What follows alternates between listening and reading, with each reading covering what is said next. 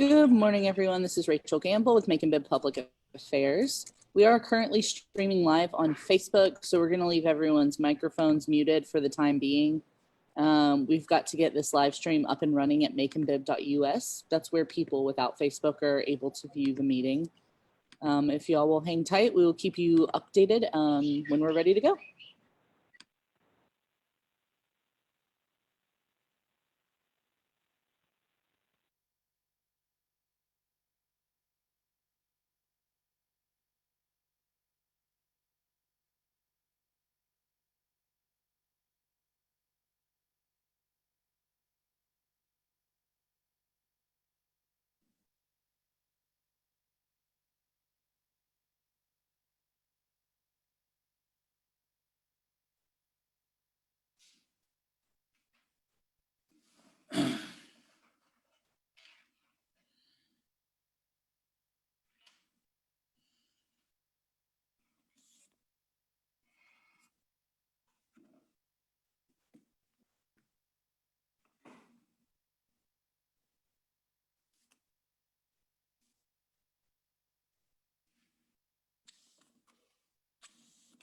And it certainly won't be this year, and it may not be for another couple of years. But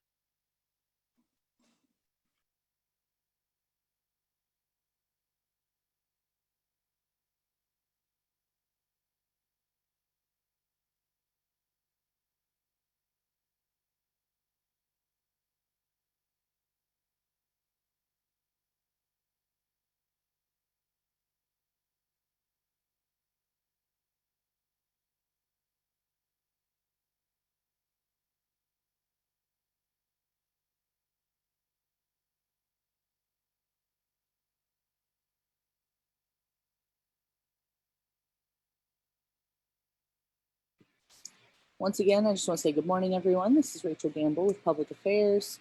It's 9 o'clock now. We're just waiting for the last bit of our setup to be done, which is to live stream this meeting at Macon-Bibb.us.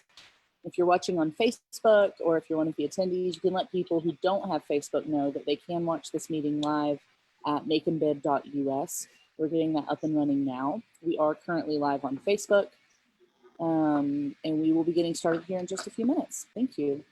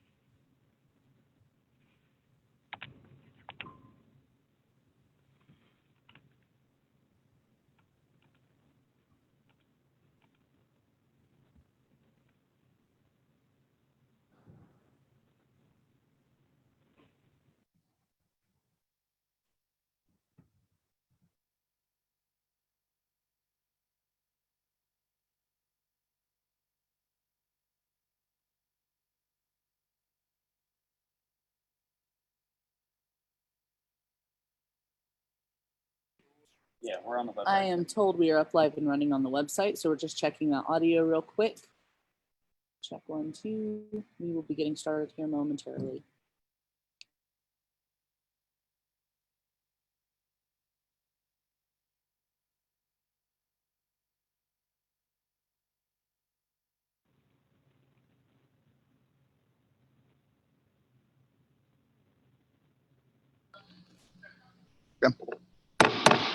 Good morning, ladies and gentlemen.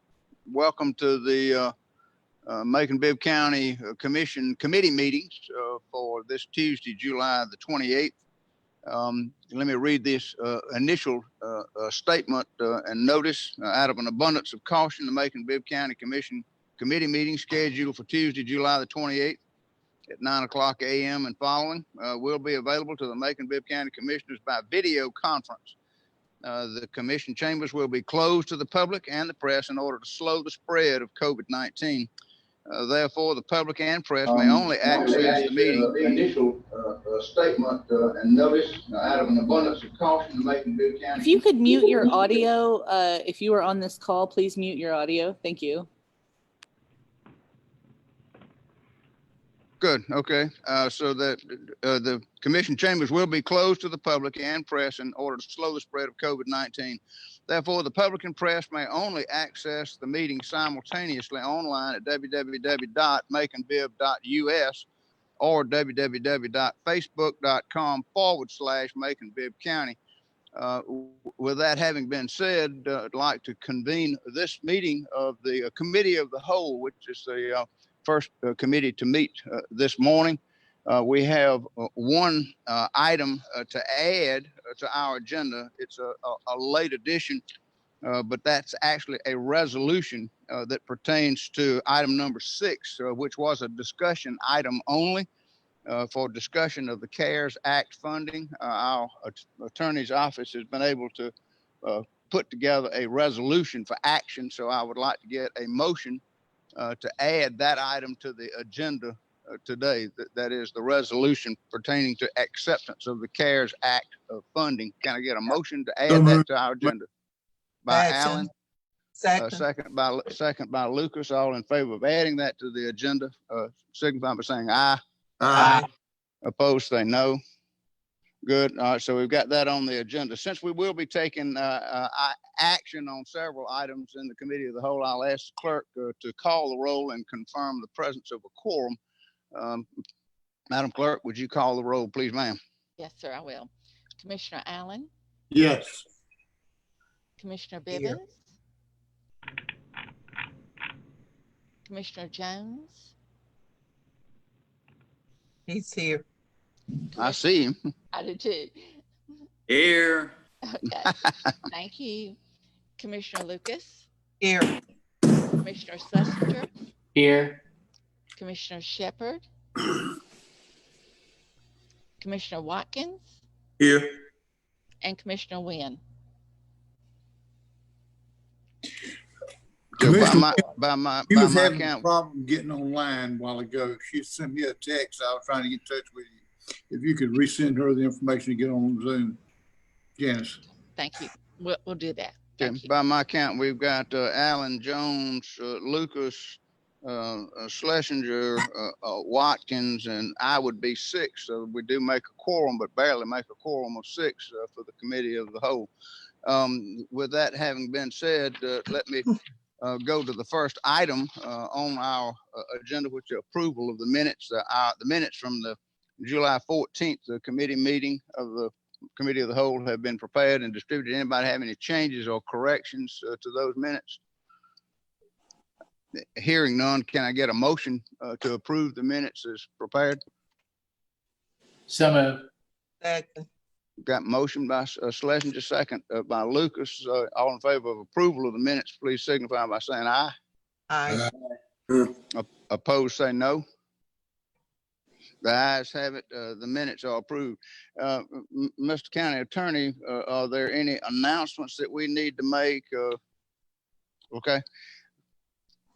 So without any announcements, we'll move on to the next item, which is the title of the Urban Development Authority, a bond. So this is the item pertaining to the development of the former Willie Hill Annex building by IDP, Integrity Development Partners out of Valdosta. I think Rhett Holmes is on the line along with several other people, but we've asked Matthew Arrington to lead the discussion on kind of where we are with that this morning. Matthew, are you on the line? Yes, sir, I am. Can you hear me okay? I can hear you fine. So would you go ahead and kind of bring us up to speed? When we last talked, we had a presentation from IDP as well as their partner Mainsail about the redevelopment and how the construction financing, the bank pulled out 48 hours prior to closing and kind of left them in a lurch of what to do next. And the Urban Development Authority and I believe Newtown Macon have been discussing this. We ask our financial advisors, Terminus municipal advisors, to get together and further discuss options. And Matthew, would you lead us in that discussion, please, sir? Absolutely. Good morning, everyone. Morning. Rachel, I was trying to share my screen. I guess you have the presentation because it was not allowing me to share my screen. Actually, let me just change that setting. I apologize. It'll be an easy thing. No problem. You should be able to now. Yes, I can. Thank you very much. You're welcome. All right. Just give me a second here. Okay, so as the mayor said, we were before this committee about a month ago, and we were told to go back to the drawing board and kind of hash out this loan, and we have kind of put something together. And as the mayor said, we have the developer, all the attorneys, Alex Morrison from the UDA is on, so they can answer any questions that I cannot answer. So real quick, what we will be bringing before the board is going to be a resolution to approve an amount not to exceed $23 million. We do not think it will be that much, but of course we just always have to build in some wiggle room there. This will be a direct bank loan. We did put it out to several institutions several weeks ago. We expect those bids to be back in on Monday. And should this item be approved today, the resolution that you will approve next Tuesday will have the final terms in it. So you will know the exact numbers. Right now, these are just estimates. But the 23 million is made up of 18.1 million that the developer has requested for the hotel construction.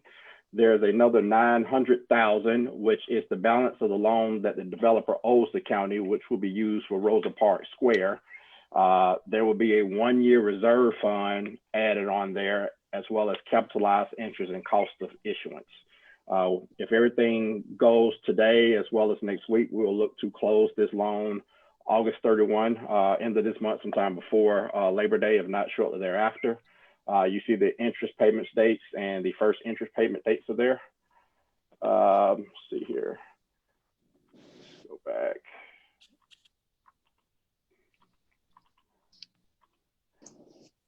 So again, the things that we put in here for the county is, first of all, we will put in 1 year's debt service reserve fund, and the amount that we are asking the developer to set aside is going to be what we call the maximum annual debt service.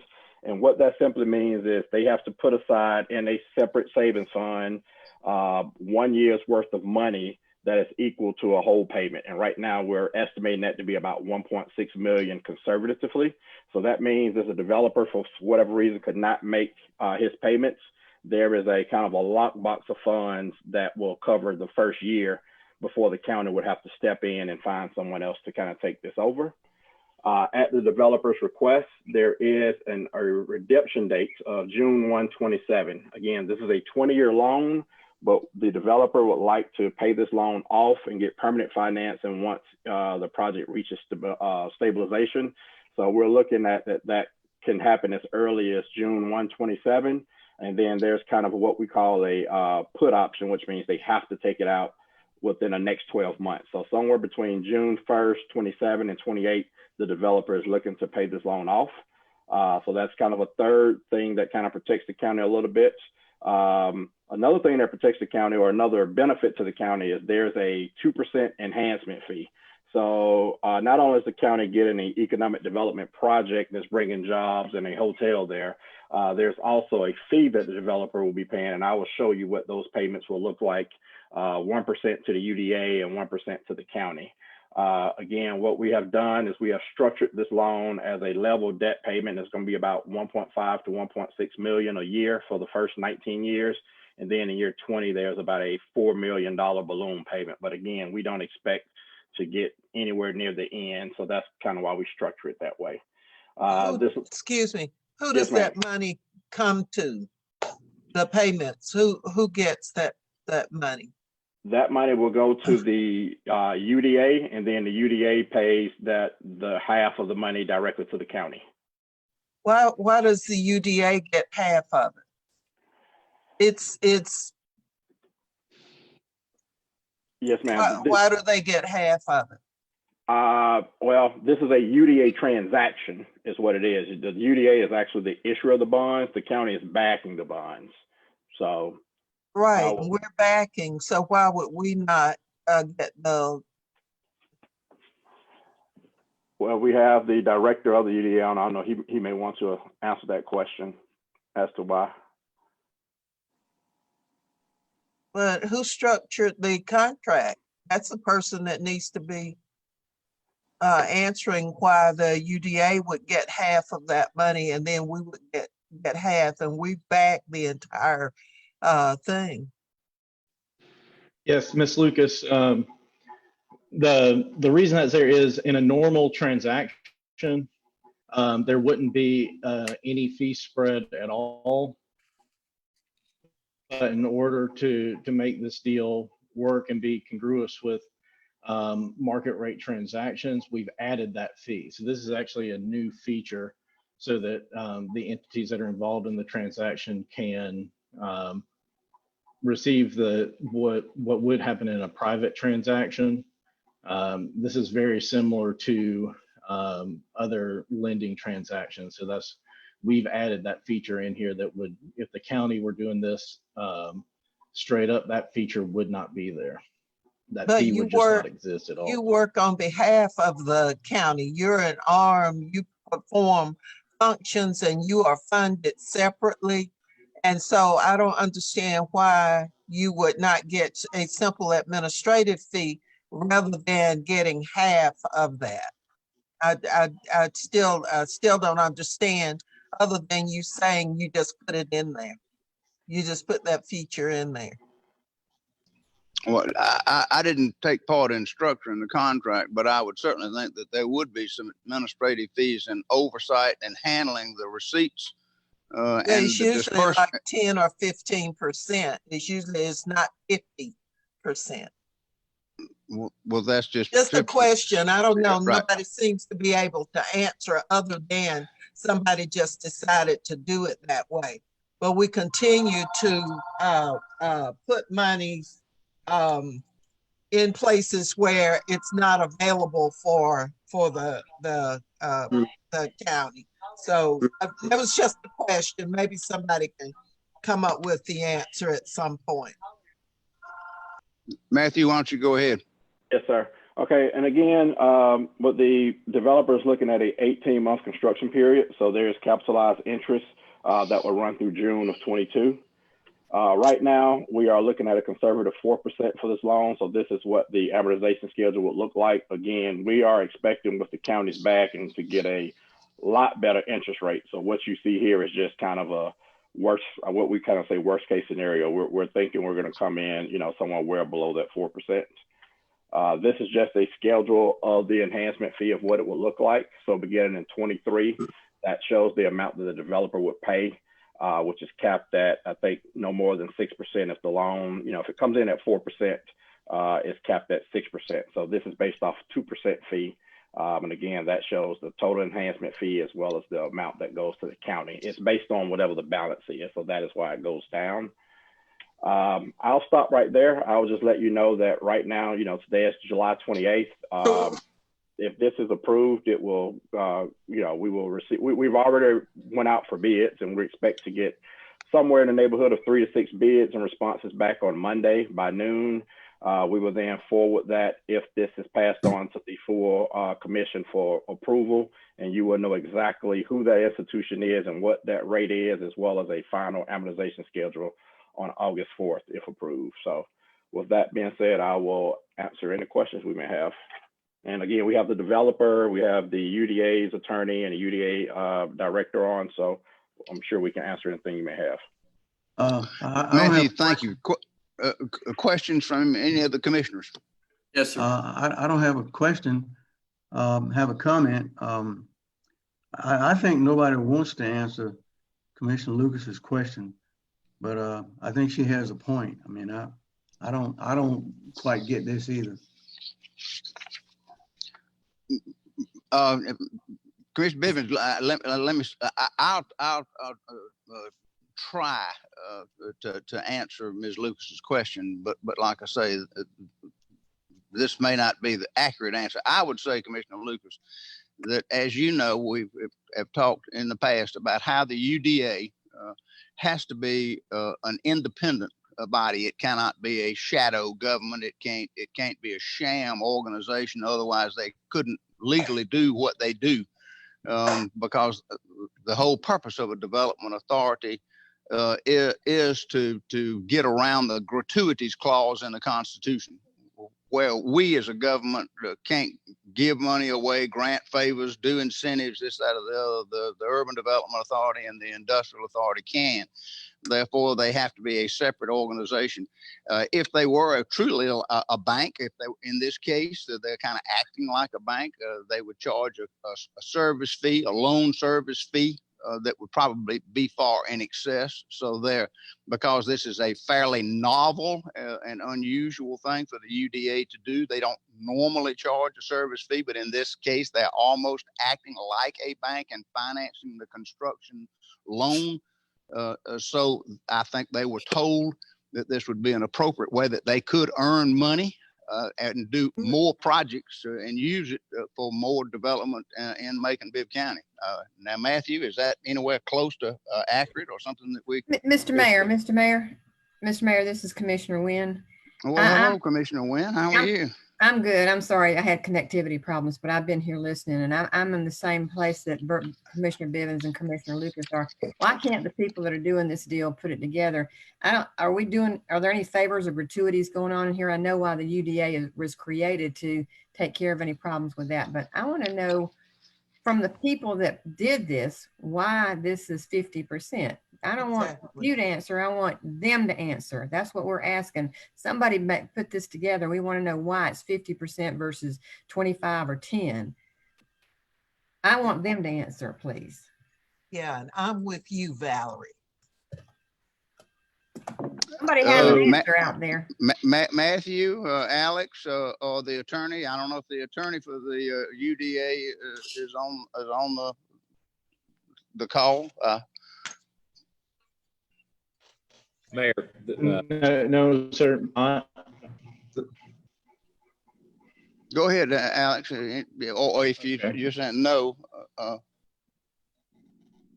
Well, nobody knows. Blake is not on. I was going to say, Mayor, can I interject? Let me call on the county attorney. The two people I think that would be able to answer some of these questions, which I understand, are probably our special counsel for the bond, which is Virgil Adams. He could not be on this call today. And then Blake Sharpton. Alex, he's not here today, is he? no. And I was going to just offer that the UDA inserted credit enhancement. You're breaking up. Alex, if you can hear me, you're having some connectivity issues. I didn't understand what he said. Neither. Rachel, would you take that image off the screen, please? Financing timeline. Thank you. Okay. Can y'all hear me now? Yeah, go ahead. Okay. So yes, so this is with this deal being an unusual transaction for the UDA and the county, we added the credit enhancement fee to the deal.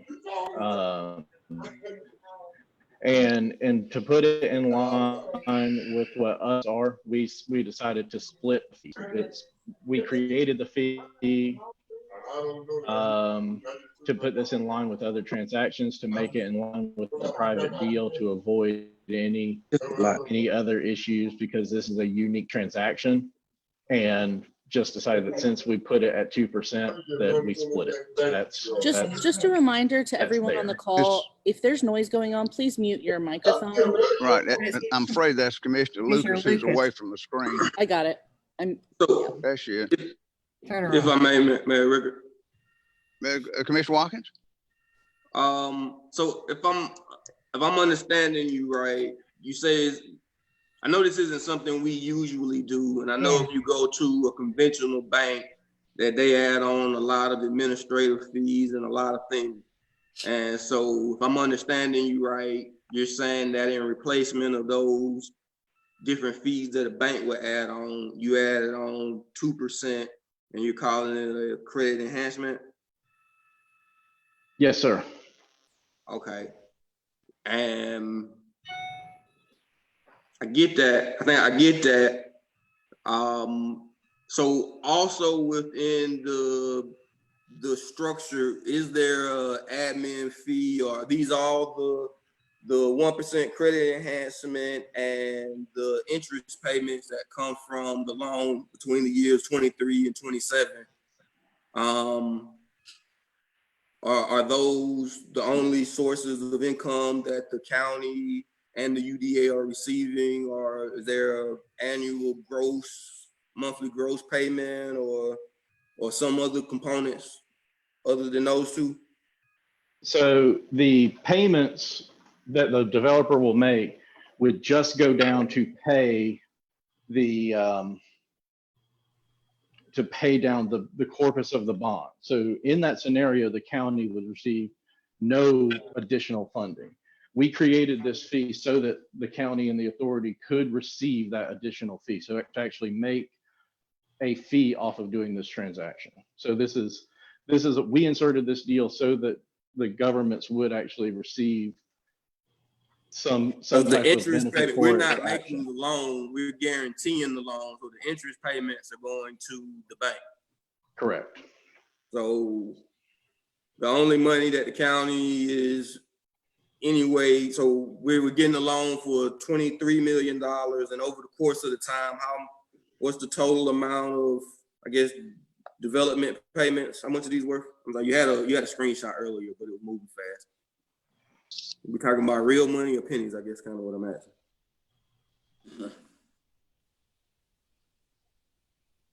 That amount, Commissioner, starts at about $220,000 in 23, and it goes down at the rate of about $10,000 each year. The last year. Can you tell me that between the years 23 and 27, what the total is? Yes, sir. Because if I understood you right, payments start in 23 and they end in 27 if they're successful in paying off the loan at that time? Yes, sir. It's close to about $1 million. Yes, sir. All right. So $1 million, and then I guess there are at least 500 for the county under this proposal. No, sir. That's the county's portion. It will be 2 million total. Yes, sir. Okay. And again, just I know the answer to the question, but we didn't negotiate anything where since the county's putting up a whole lot of risk that we're in any on the gross proceeds of the actual operations of the hotel. I'm sorry, can you repeat that question? Did we put ourselves in a position where we can get a percentage of the gross proceeds of the hotel? The operation, monthly and annual operations, whatever their return is. We didn't even try. We gotta get better. No. That was not a directive. Again, the county on these transactions typically doesn't charge a fee. There are two fees that the UDA is charging. It is the 2% enhancement fee, which we're discussing, and the UDA also is charging a issuance fee, which is 45 basis points, which is basically 0.45% of whatever the final amount is, and that goes to the UDA. And again, all of that came from UDA. So again, you use the phrase basis points, and excuse me for being a little naive, but could you quantify that in dollars to me? Because I don't really know. I've heard the phrase before, but not worried about how much is that the issuance fee worth. I think that would be about, it's like 0.45 times, if they did about 20 million, that'd be about another, let's call it $90,000, $9,000, I'm sorry, 9,000. Okay, penny, okay.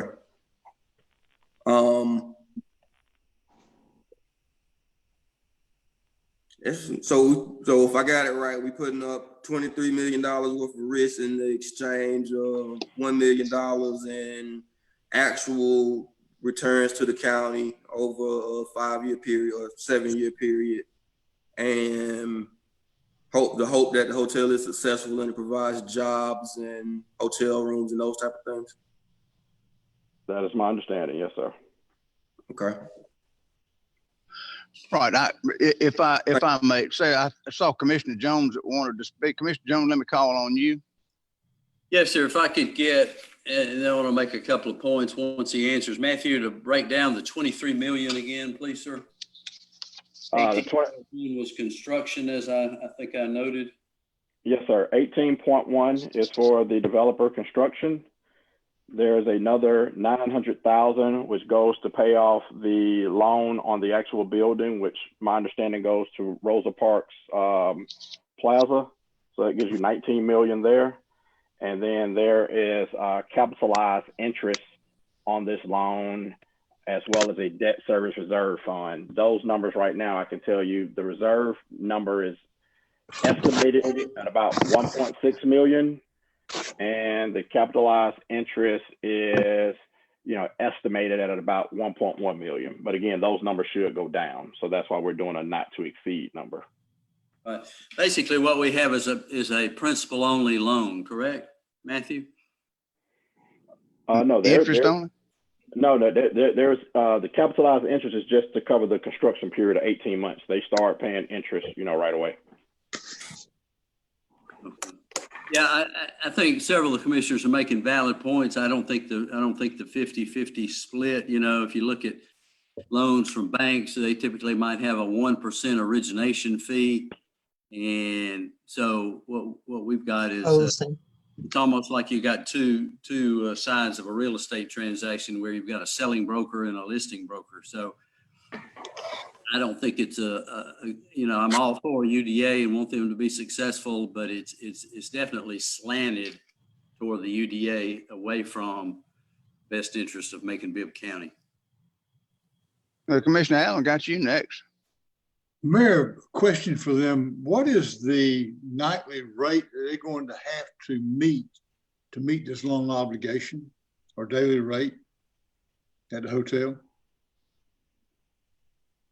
You're asking kind of what the room rate is? What would the number of people that would have to utilize that room per day to make this payment loan obligation they've got to pay? I mean, money has to come in for them to make payment. If they don't get people to come in, they don't. What is the number of people? Right. Well, this kind of goes back, Commissioner Allen, to the presentation that was made about a month ago when Mainsail and IDP came in and kind of went over the basics of the pro forma of the number of guests that they were looking at, the revenues from the restaurant and this, that, or the other. I think Rhett Holmes and maybe somebody from Mainsail could be on the call again and may want to try to refresh your recollection and answer that question. I would like it. I'd like to know, because if there's no way we can get enough people down there, and some of our hotels have fallen, like the old Hilton has gone down. They're trying to put it back up. I can't see spending taxpayers' dollars, which I'm a taxpayer, into something that might fail. I just cannot do that. So I'd like to know that answer if you could find that for me. Rhett, I think you're on the call there. Anybody from your team want to go back over kind of the pro forma figures and the equity that you're putting in on the idea that this is going to be a successful venture? I want to kind of revisit that. No audio. Brett, you're still muted. Rhett, you may have to unmute yourself.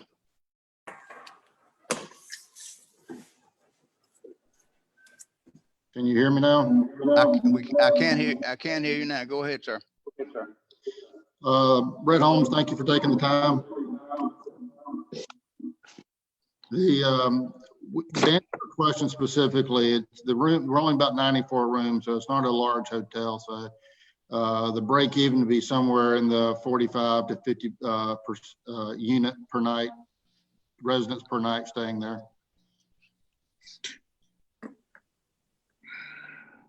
So what's the rate that you're anticipating? Well, they go by a couple different rates, but the average rate can be somewhere between 135 and 160.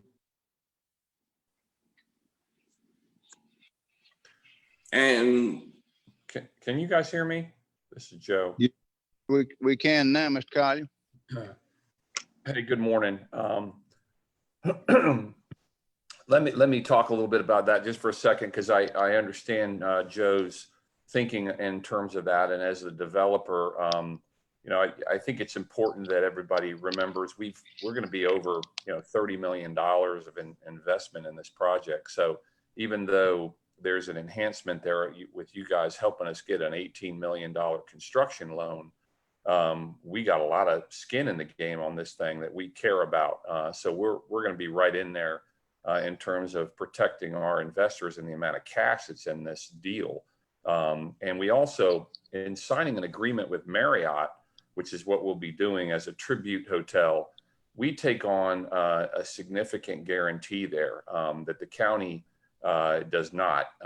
It's a long-term franchise agreement. There's financial risk, there's reputational risk. So we're definitely way beyond sort of kind of willy-nilly pick and make, and we believe in the market. In terms of our other hotels, our Epicurean type and these autograph collection and these tribute boutique hotels, we run those hotels up in the low 80s in terms of occupancy, and way up north of $230, $250 a night in rate. So even if you gauge that a little bit for the Macon market and you say, okay, well, let's be reasonable for the Macon market. To Rhett's point, we only have to operate this hotel and sell 40 or 50 rooms a night, 40 or 45% occupancy. So, with the Marriott horsepower and with our team, we wouldn't be risking that kind of money if we thought we were only going to operate this thing at 40 or 50% occupancy and at $130 or $140 average rate. So we normally operate about $35 to $40 higher than the rest of the market set. And that's hard data that we have to show that our hotels, people want to stay there. The food and beverage is really good. And the premium that we get over the other types of hotels. And like I said in our presentation a month ago, this becomes a place of commerce for downtown Macon. It's a gathering place. It's a place where people are going to want to come. And we're not just stealing market share from the other hotels. We're making a destination out of this. We're going to pull people into Macon that normally wouldn't go because it's this type of hotel. And we're able to pull them in and say, come try out downtown Macon. So we're bringing new folks to town, not just stealing from the other hotels. I think that's important. Well, that answered my question that I had. I had forgotten that part of the conversation we'd had, but thank you for your input. All right. Now, I don't want Commissioner Lucas, are you waving your pen at me? Yes. Okay. Well, let me it's call hard on you. to see. Yeah. I want to support this. And but what I'd like to see is a more equitable split, something that's fairer to Macon-Bibb's government. So I would like to have y'all to amend this thing to a 70-30 split on in the contract. Y'all know what I'm talking about, the earlier question. Of why 50-50, I just don't think that's appropriate. I just don't think that that's fair to taxpayers. I just think that 70-30, you got 100%, so 70-30. And if we continue to drain sources of funding from Macon-Bibb and put it out there in these other entities, then future governments will be at risk of not having funds to operate off of. And we've done that in a lot of cases with parking and with a whole lot of other things where we've dedicated streams of funding to entities, and it's not Macon-Bibb. So I just think that's a dangerous course. And so I would like to see us, and if it's appropriate, I don't know what kind of support I'll get on this, but I heard some folks who did have some similar concerns. And so 70-30, it seems to me, would be a better split and more advantageous to the citizens of Macon-Bibb. So if it's appropriate, I'd like to move and ask that y'all incorporate that instead of the 50-50. Second. Mr. Mayor. Okay, got a motion and a second from Watkins. Let me just say, administratively, given the technical requirements of an amendment being in writing, I think we're gonna have to just kind of waive that because we've still got some blanks to be filled in when the bids come in on Monday.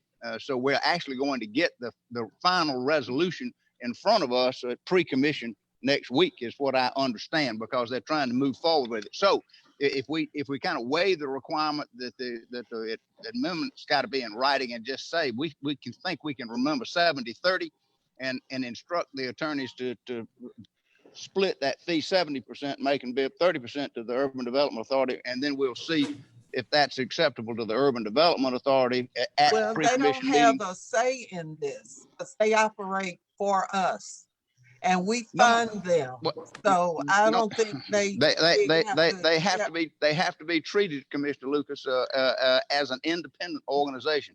They can't be under our thumb. So they need to fund the 23 million independently then. Mr. Mayor, very good, very good. Let me catch Commissioner Wynn. She wants to chime in on this. And I'm not opposed to urban. I love urban development. Yeah, that's abundantly clear. Commissioner Wynn. Yes, sir. Thank you. I think Commissioner Lucas is being a little generous. I would have said 75-25. That's what I wanted to say. That really would have been a better deal. But I have a question that kind of gets away from this the financial part of it, and it has to do with another project. We had voted to have $20 million, $14 million in bonds for the project that Tim Thornton was going to do, and did we just completely just do away with that? We never let them come in and have a second say about that and their development and where they are. And I see Tim is on the phone call. I wondered if we could have him speak to that now before we go. No, ma'am. That is a completely separate topic. It is a separate thing, but he needed to have a time to speak, and that group did not. And I think Commissioner Watkins has got him lined up to talk during operations and finance. All right. Right. So we've got a motion and a second for a 70-30 amendment to the split of the fee between Macon-Bibb and the Urban Development Authority. Got a motion and second on that. Is there further discussion on the amendment? Hearing none, all in favor of that amendment signify by saying aye. Aye. Aye. Opposed, say no. No. I think you got two no's, but I'll ask the clerk to call the roll right quick so we can be sure that we've got an amendment to a 70-30 split from a 50-50 split. So I wanted more?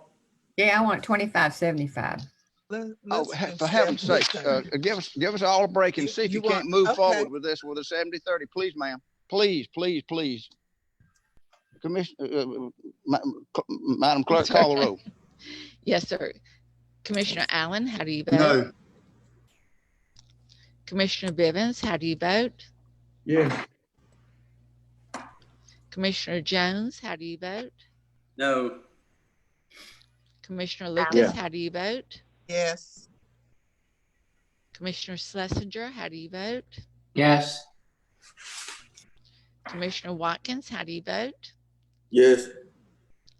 Commissioner Wynn, how do you vote? No. It's 3-4. Is that 4-4? No, it's 4-3. But Yeah. I didn't get 5. I got to have 5 to pass the amendment. So the amendment didn't pass. So we're still at 50-50. So let's move on then to, is there further discussion on the the motion itself. Yeah, Mr. Mayor, Commissioner could this be- Watkins. unless they had, I yield if somebody had another amendment, but yeah. Valerie, did you have another? Well, I'd be willing to do. I'm just concerned about. I want to hear what Tim Thornton and his group has to say before They're we. separate. I know that, Commissioner Lucas. I realize that, but I still am saying I'd rather hear about that than before we. I'd like to see this tabled to the next meeting. Good God, we don't have time to do that. Oh, wow. We don't have time to do that now. I'll vote the table for 70-30. Wait a minute. Wait, Wait a minute. Wait. What is the motion being made now? Table it or? Table it. I second it. Is that Alan? Yes. Yeah. So you got a motion by Wynn and a second by Alan to table this. Okay, that's a non-debatable motion. So we'll have a roll call vote on the motion to table. Madam Clerk, would you call the roll, please? Commissioner Allen, how do you vote? Yes. Yes. I'm sorry, Alan, did you say yes? Table. Yes, to table. Commissioner Bivens, how do you vote? Yes. Could I ask a question before I vote? Yes, certainly. Yeah. I'm You sorry. mentioned something about the timing factor. How does that play in? Well, it's critical if they're going to try to get the bonds floated and out before Labor Day. You don't have time to table this. Why is Labor Day such an issue? May I speak, Mr. Mayor? Yes, Matthew, I wish you would. Okay, yes. I guess we're just not going to rule anymore, but okay. Yeah, do it 70-30. Gee. Mr. Arrington can speak in response to informing Ms. Wynn about the no debate. He can give her a point of information. Sure. I will yield to the attorneys as to which documents need to be passed, but I will say the financing part of this does not include the enhancement fee, which is the direct loan from the banks. Those bids are due in on Monday. And if they're not accepted one way or another on Tuesday, those just go away. And we would have Matthew, you're breaking up. I'm sorry. Can you hear me now? I can hear him. We can. Go ahead.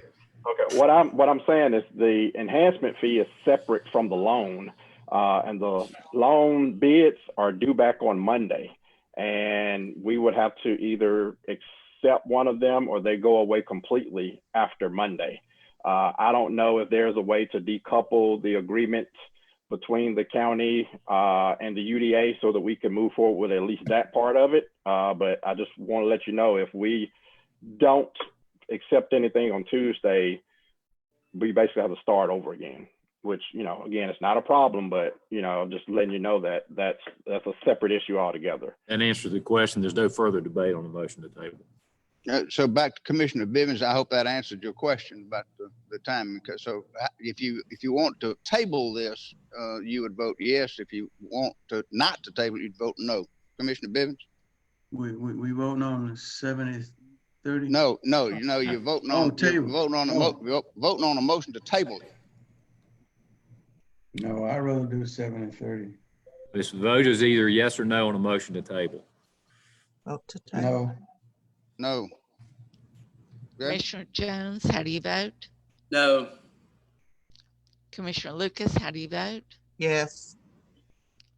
Commissioner Schlesinger, how do you vote? No. Commissioner Watkins, how do you vote?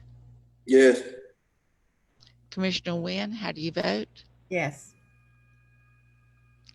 No. So you got four to three again. So the motion to table fails. So we're back now to the main motion that we need to move forward, if at all possible. What is the problem with 70-30? I don't know. Why is there a problem with that? That were trying to hold out for a little more than that, I think. Y'all want to do 80-20? I'm fine with that. I'll make a motion for 80-20. Come on, man, 70-30. That's too much. 70-30. Well, I mean, look, why is it even 20? I mean, because they're doing all the work. They're not. Because Commissioner Winton, they're doing. Hey, we're putting all the money behind it. There might be. No, ma'am, no, ma'am, no, ma'am. You're putting your credit behind it, but not Well, no that's money what I out the meant. door. We're putting our credit behind it. You know what I meant. And the lawyers did the work. And the bond folks. I wish we could do 70-30 so we can proceed. Me too. So I want to ask a question. I think the original amendment was 70-30. That failed to get 5 votes. Correct. So we're back basically now to a 50-50 split. That is correct. And if you leave it at 50-50 and the Urban Development Authority gets money that they can use, they have to use it for appropriate purposes and other development. So you may be helping yourself in the long run by just maintaining that. I sure hope that without amendment now we can move this thing forward so that we can keep the project going forward and meet the timeline that Matthew talked about. Can I get a motion, please? No, I got a question. Commissioner Watkins. I wanted to follow up to the revenue expense thing that Commissioner Allen was speaking on a little earlier. So at 50 rooms, your total revenue by rooms is roughly what you're to break even at 2.7, I guess, 2.7 million. I was wondering what the annual debt expense was. It was on one of those pages, but what's that annual debt expense? Mr. Collier, this may call for you to come back if you can and try to answer that question.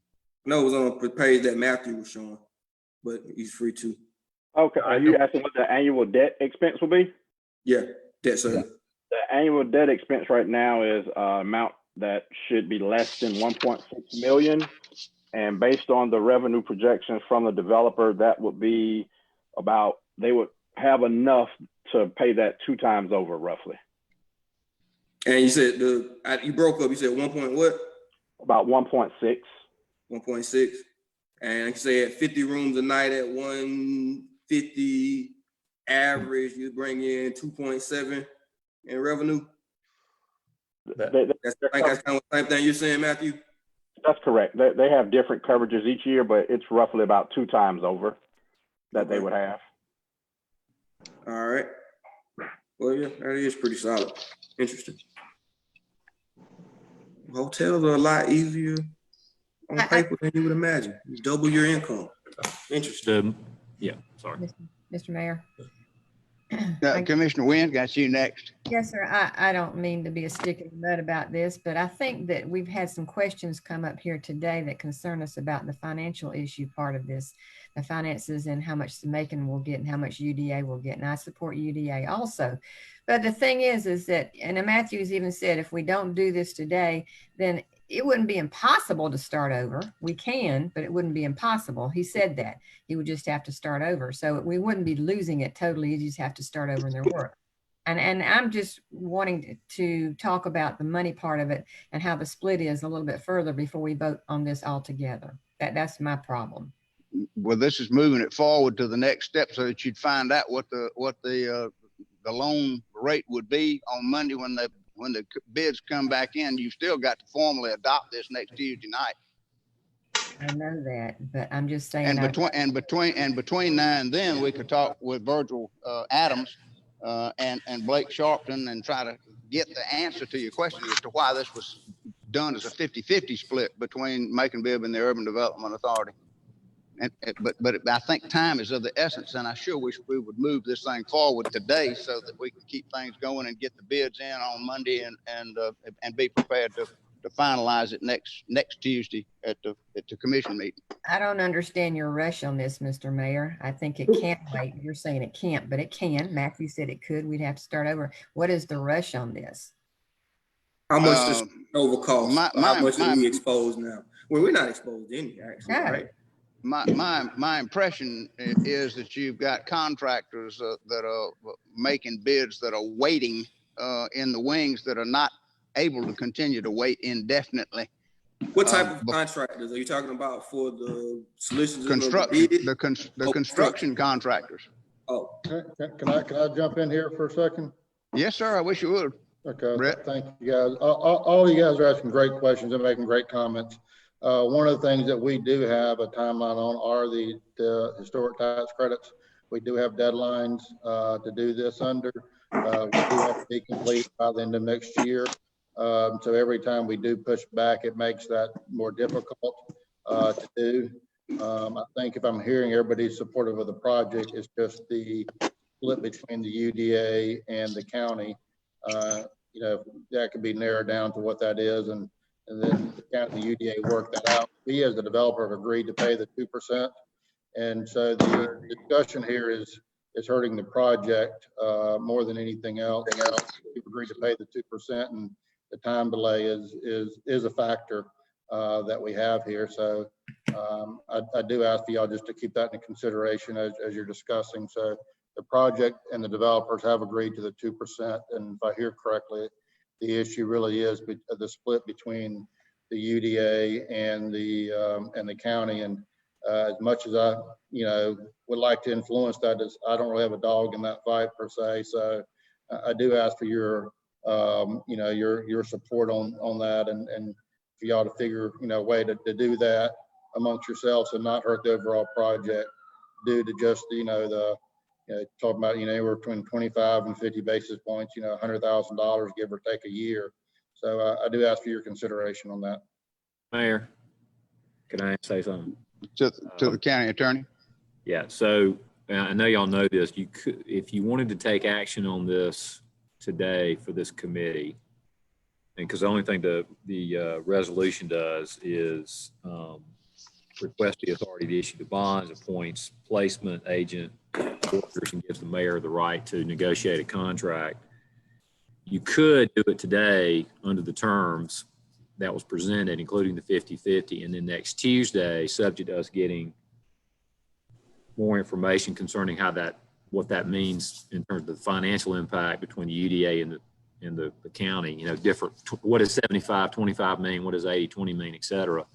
We could do that next week, and you could pass it subject to that, whatever that split is that you agree to next week. You don't have to. In other words, you could pass this now and it doesn't set you on a course of 50-50. You could revisit it next week with more explanation that Commissioner Wynn was wanting, and then you can decide for final approval, we'll only do 80-20 or 75-25 or whatever it is. So I just offer that out as a potential course of action.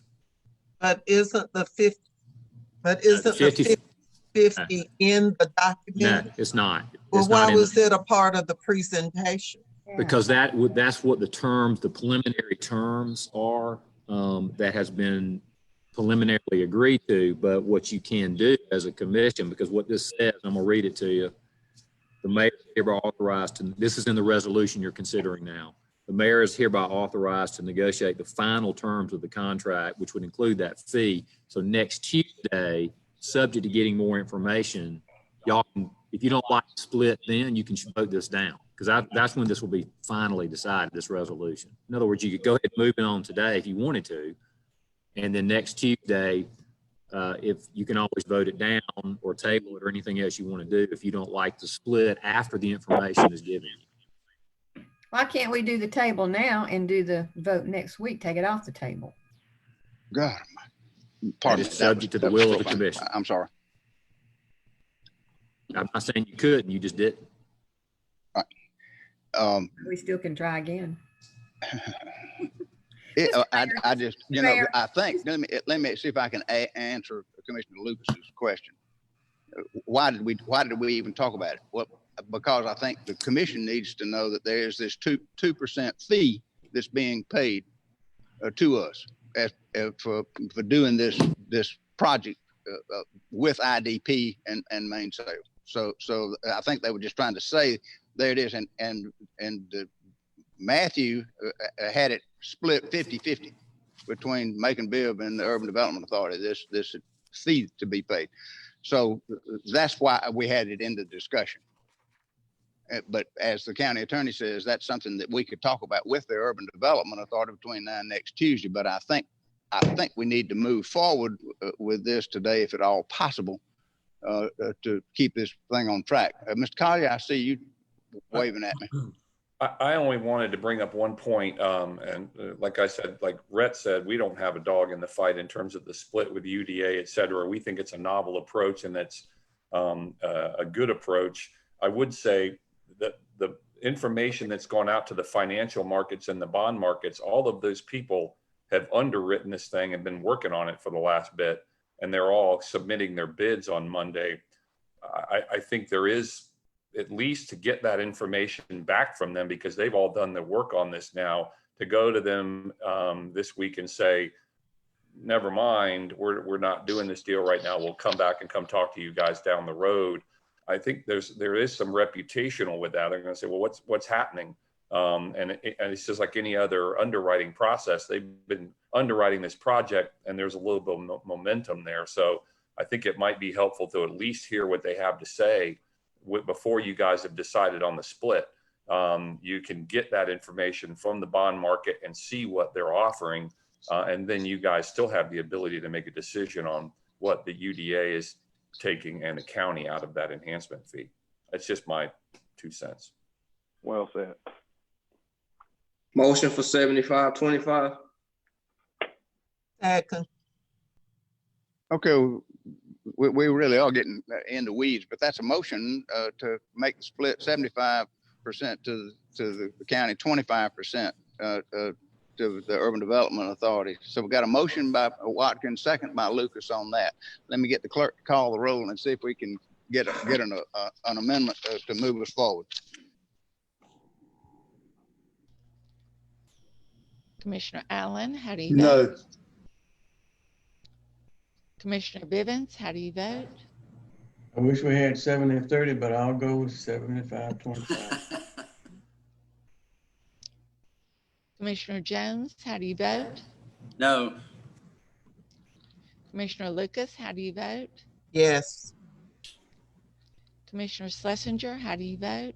No. Commissioner Watkins, how do you vote? Yes. Commissioner Wynn, how do you vote? No. I thought you wanted this. I was going to say, well, wait, That's that confusing. didn't pass. That didn't pass either. So we're back to the 50-50 split and needing to get a motion to pass it at 50-50. And like I say, if there's further discussion, we can do that between now and next Tuesday on the split, for Pete's sake. But I hope I can get a motion and 5 votes to move this thing forward. But So- Mr. Mayor, I thought Yes, you ma'am. said the 50-50 split. The county attorney said the 50-50 split was not a part of it. It's not. It's not. That's what a I'm part of the saying. resolution. But you just said it was. He That we did. were voting on it with the 50-50 split. This is why I voted no. It's not because of the split amount right now. It's because it's too confusing. And I think the What- mayor pushed this too hard on us. What So the which resolution, is it? Does it include the split or not? it does not, the resolution you're voting on does not include any specific terms, including the split. It just says the mayor's authorized to negotiate the final terms of the contract. The presentation that was given you by Matthew has the 50-50 split because that's the preliminary agreement. The point I was making is you can pass this today if you want to, and next week they come back to you with what the final split numbers would be and why they negotiated it the way they did, and then you can decide to either finally approve the resolution with or without, whatever you want to do next week. But it doesn't have any kind of terms in the resolution. The resolution just allows the authority to, or it requests the authority to issue the bonds, appoints Adams and Jordan as special counsel for the bonds, does the placement agent, and then the mayor's given the authority to negotiate all the final details. So it doesn't have a split in this document. But I understand that's important to y'all, but you're not finally approving a split if you voted yes today. I just want to make that clear what you're doing. But it's giving the mayor the authority to act on all final, what does it say? Yeah, he's given the authority to negotiate the final terms of the contract, but this is not, if he doesn't tell you what you want to hear next Tuesday in terms of the split, then you can vote it down. Right. That's all I was saying is you're not taking final action on this today. You're just moving it to next Tuesday. So, but obviously it's within the will of the commission what you want to do. Why don't we move something to next Tuesday where we can work on it now? We're in a full-blown meeting today. Why can't we just go ahead and find out the boat nuts and bolts of this thing? I'm not happy with any of it right now, Mr. Mayor. Not at all. Sorry.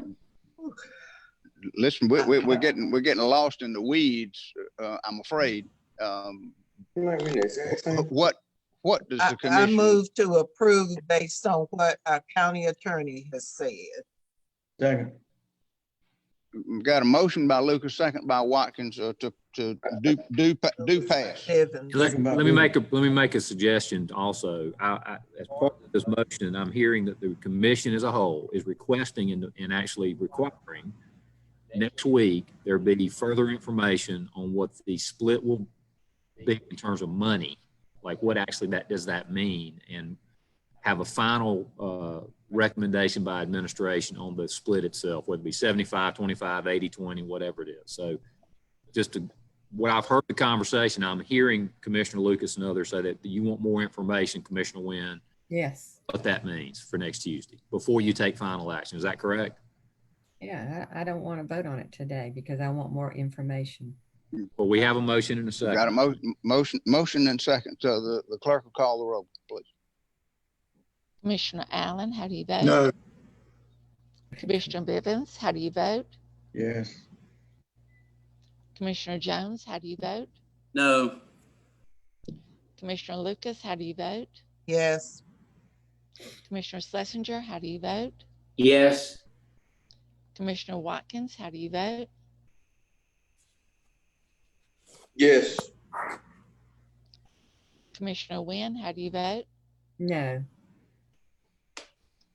That's 4-3 again.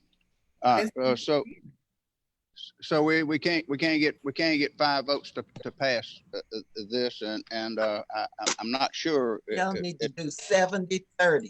Need to do a 70-30 split and be done with it. Present that to us and let us take action on it. I don't know why it's simple. Listen, you know, we had that, but we didn't get the votes to pass it. Well, that's what we need to do. Somebody could move for reconsideration of the 70-30 vote if they wanted to do that. I mean, if that would be. Tired. Item 38 is the 2020 cultural presentation plan presentation. I'm looking at the agenda. I'm sorry? The item 38 is the cultural plan presentation for 2020.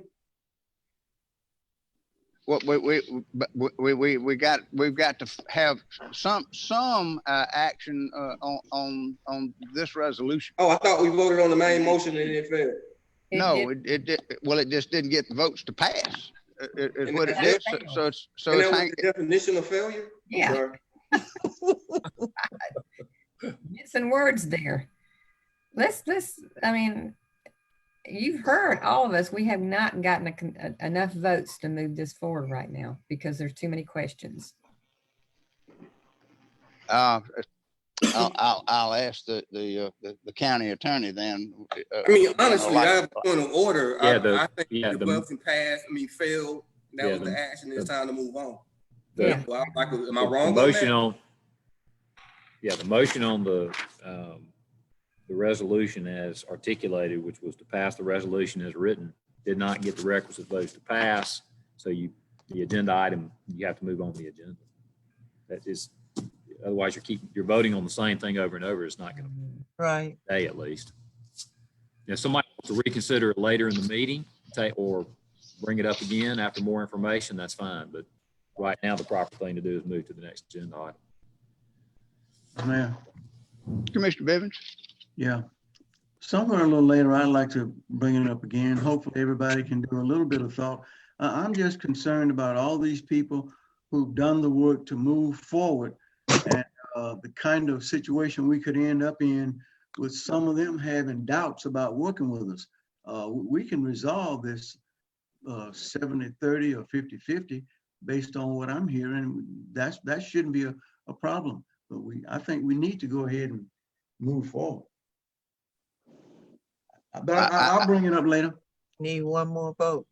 Right. Move on to the next agenda item. Can we move on and come back? Right. We'll just kind of leave it where it is for the time being and move on to the next agenda item is what I'm being advised to do. Please. So we got a cultural plan presentation. I think that Julie Wilkerson is on the line. Yes, I'm here. Julie? It's nice to be with y'all again. Forgotten how much I missed it. I've been watching you, but now I get to see you and interact with you. Susan Welsh is also here. She was the co-chair for the cultural plan. I want to remind y'all and thank you that about 18 months ago, it's been a long time, this commission passed a resolution supporting the creation of a cultural plan and appointing Commissioner Lucas and Commissioner Schlesinger to the steering committee. So I appreciate the work that they did over the last year and year and a half. And I know that almost all of y'all, if not all of you, including the mayor, were interviewed by our consultants, Lord Cultural Resources. So this is what you're fixing to see and hear and ask questions about if you'd like, is the culmination of that process that also took into account the interviews that they had with you. In lieu, we had hoped for in March, we were planning in March a big in-person celebration of arts and culture in Macon-Bibb County. And obviously that didn't happen, but we really didn't want to, we're not waiting on the pandemic to end before we can launch this plan. It's really actually more important now than ever. So what we're doing is Thursday at noon, we'll have a press announcement at the Macon Arts Gallery, but really it will be virtual on Facebook Live for people to see. If limited press wants to be there, we can have 10 people in the gallery with masks, social distancing. But we're going to release this video, which is the plan launch, and the plan will both be on our website and be emailed out to our supporters and hopefully the supporters of all our partners on Thursday at noon. But since y'all were the first group of people to support it, we wanted you to be the first to see the video. Susan, do you have anything you want to add? Okay. All right, well, Rachel, we're ready, and then we'll take your questions afterwards. Y'all let me know right away if there's no audio, because there should be audio. I tested it this time. Let's see. Here you go. Arts and culture are very important to a community. They can be used to solve community problems. A lot of people don't think that way. They see things like blight or traffic pedestrian safety, and they don't think about the arts as an opportunity to solve those problems. A couple of years ago, the Arts Alliance started looking at things that were happening around town. Artist studios were being built, artist housing was being built and considered, and we asked the question, do we have a market for this? What do our current artists need? What can they afford? We went to the Knight Foundation and asked them to fund a market study, and they came back to us and said, Macon needs a comprehensive cultural plan. Across the country, for decades, communities have seen decreases in public funding for arts and culture, despite the many benefits that they bring. The arts have a unique power to help us understand one another. Too often, the result is that artists and the arts are sidelined from key decision-making and long-term success. A community-wide planning process is a critical step. It maps out the path forward and lays the groundwork for success by incorporating different perspectives into a shared vision. Over 1,100 of you participated in a process that resulted in a coordinated plan rooted in research and conversation and centered on equity. That's the definition of informed and engaged. We have data that shows what the problems in Macon-Bibb County are. But what's really exciting is when you meet with a wide sector of community, not just artists, not just arts organizations, but community groups, business leaders. We wanted to make sure we were engaging all sectors, all demographics. Everybody comes to the same conclusion. Macon-Bibb County is very ethnically creative and culturally diverse, which is an asset. Our community problems are rooted in inequity, and what we want is economic prosperity. We want to help Macon's neighborhoods develop their identities. We want to brand Macon as a vibrant and innovative and creative destination. The important thing about audience cultivation is engaging and developing new and existing audiences for our cultural sector. We want to make sure there are people visiting museums, and if they visit the museums now, we want to make sure they come back. The way to do that is make sure those cultural assets are funded correctly and that they can have new and engaging exhibits for people to see. We as tourism promoters, as a destination marketing organization, are storytellers. We need to be able to tell the story about who we are as a community. Arts and culture makes the community more interesting. Because we have embraced music here in Macon, and Macon has such a rich culture built around the music scene. We're seeing a tremendous amount of visitation and a tremendous amount of interest. It's arts and culture as a leader for bringing people to town and not necessarily a secondary effect. The film production aspect of what it is that we do is becoming more important. Just in the past year, we've seen probably in the neighborhood of $5 or $6 million of money spent by film production companies with local businesses. That helps us all out. The benefit of a cultural plan is that it really helped the city and the cultural organizations, as well as the creative industries, to identify themselves, to really start to recognize across disciplines and even within their own sectors who could be partners for them, for people from any sector, technology, business, healthcare. No matter what your sector is, the cultural plan provides a space for arts and culture to intersect with you and help you to achieve the goals of your particular organization or business.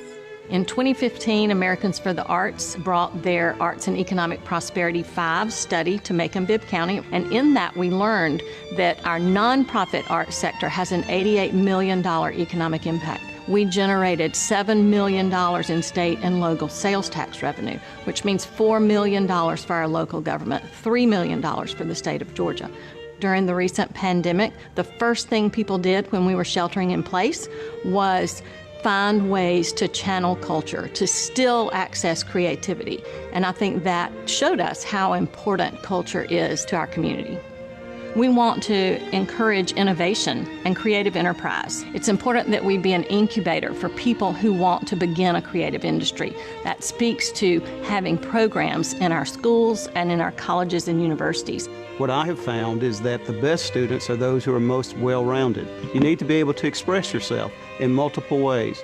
Art allows you to do that. It allows students to demonstrate creativity. And when they do that, they're then able to solve problems as well. Another area that we're very excited about is STEM. We're trying to ensure our students understand science, technology, engineering, and mathematics. But some of our schools are putting an A into that as well to make it STEAM for arts. And so when teachers now have the opportunity not only to focus on math and science, but they can now look at the arts, history, and social studies and pull all of that together so students really understand the culture, it helps make them even better prepared for tomorrow. After many community meetings, the vision that bubbled up from this plan, the truth, the thing that we know is that Macon's ethnic, cultural, and creative diversity is the key to ensuring equity and economic prosperity for all. Because the goal of the plan is to reach that center puzzle piece of equity. And we can only do that if everyone is on the same page, following the same outline.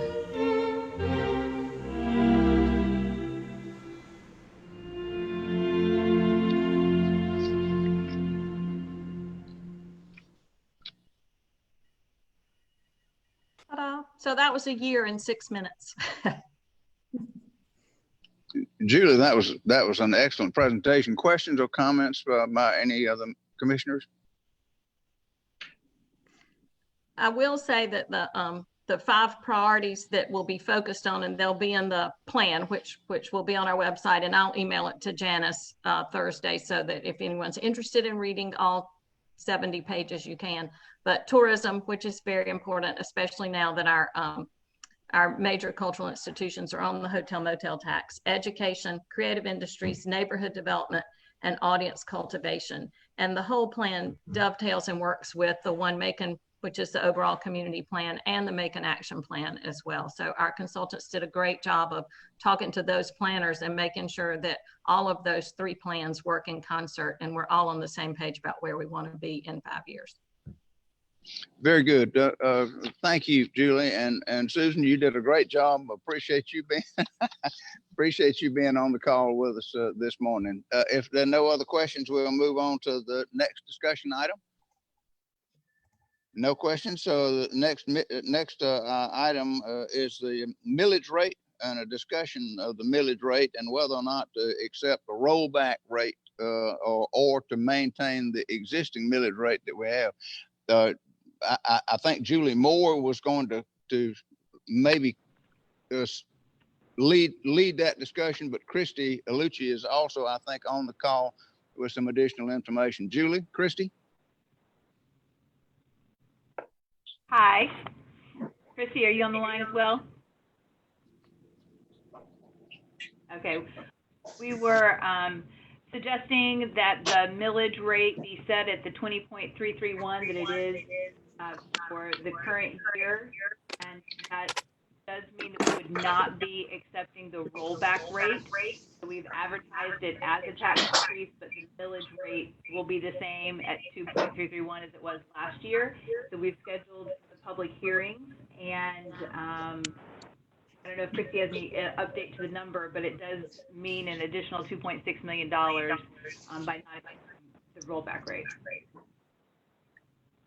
And I think that Michael McNeil is on the line with us. At least I hope he is, and can talk a little bit about the advertisement that ran in the paper yesterday with the 5-year history, and also the dates for the public hearings. Because if we do not accept the rollback rate, we are required to advertise this as a tax increase, even though we're maintaining a constant millage rate from last year to this year.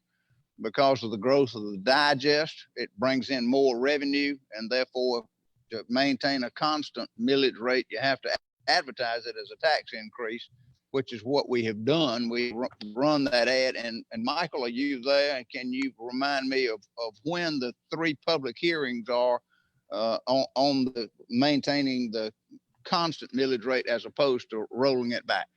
Yes, Mayor. So we ran the first 2 of our 3 ads yesterday. One of them was for the 5-year millage history, and then the second one gave the dates of our public hearings. We're going to have one public hearing next Tuesday, August 4th at 10 a.m.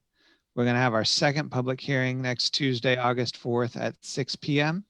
And we're going to have our third public hearing the following Tuesday, August 11th at 1 p.m. And that's going to be a special called meeting. And the public hearing will be followed immediately by the vote on this item. Questions, comments, or concerns by any of the commissioners at this point? Commissioner Wynn? Yes, sir. When we say public hearings, how are we going to conduct this? Because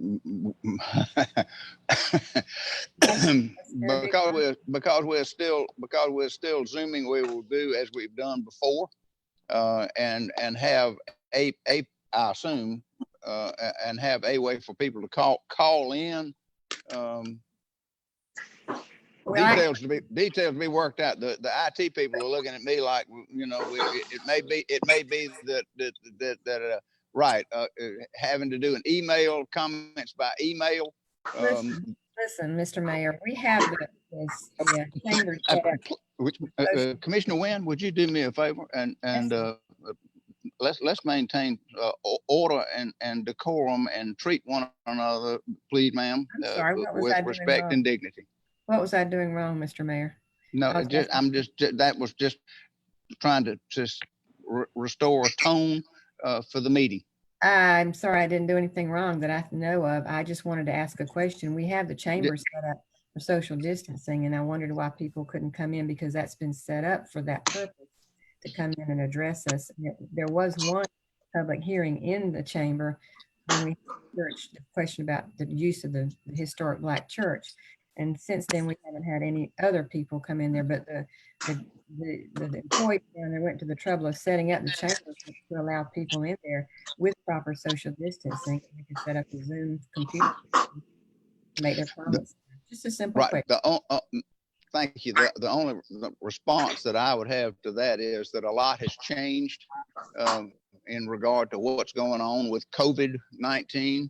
Since we had that one public hearing, and since we tried to set the chamber up to allow for 26 people to come in to a meeting, we had one meeting in public,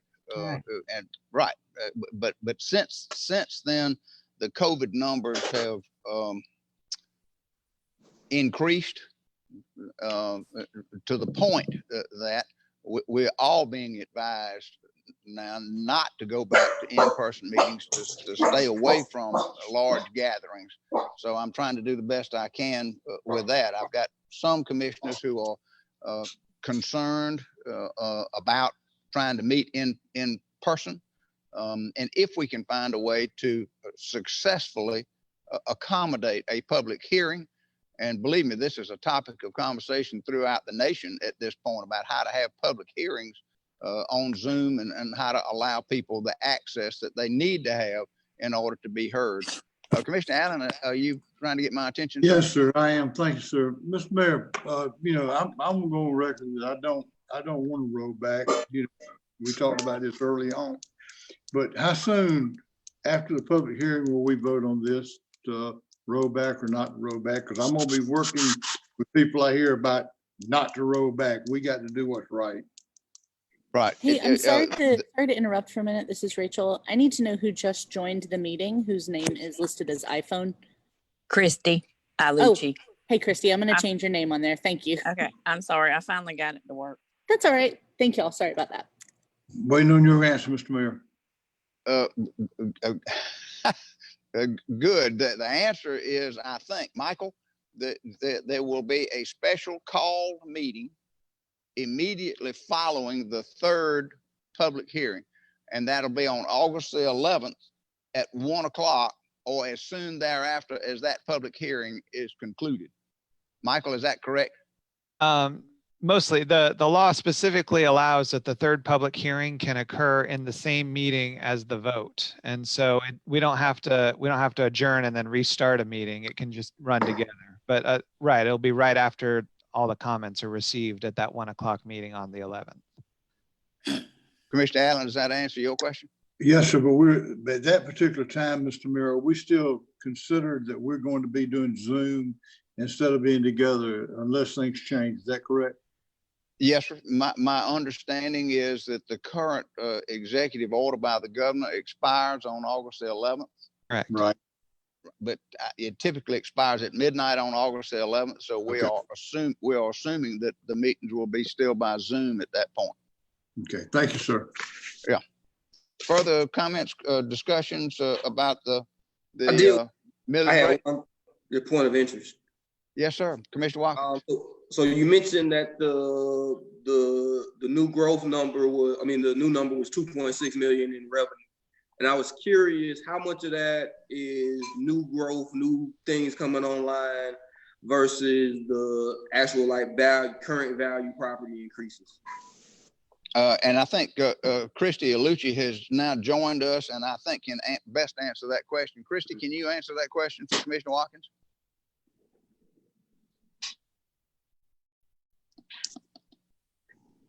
You may have to unmute yourself. Okay, can you hear me now? You got it, yeah. We can, yes. Okay, 1,144,978 is related to new property, and 1,475,156 is related to increases for reassessments. Okay, almost 50-50. Yeah. It was almost 50-50. Yes. Is that common, or are we? I would have to go back. I never looked at it that way to be able to answer that question, but not necessarily. I think last year we gave up a significant amount because of reassessments, but we kept.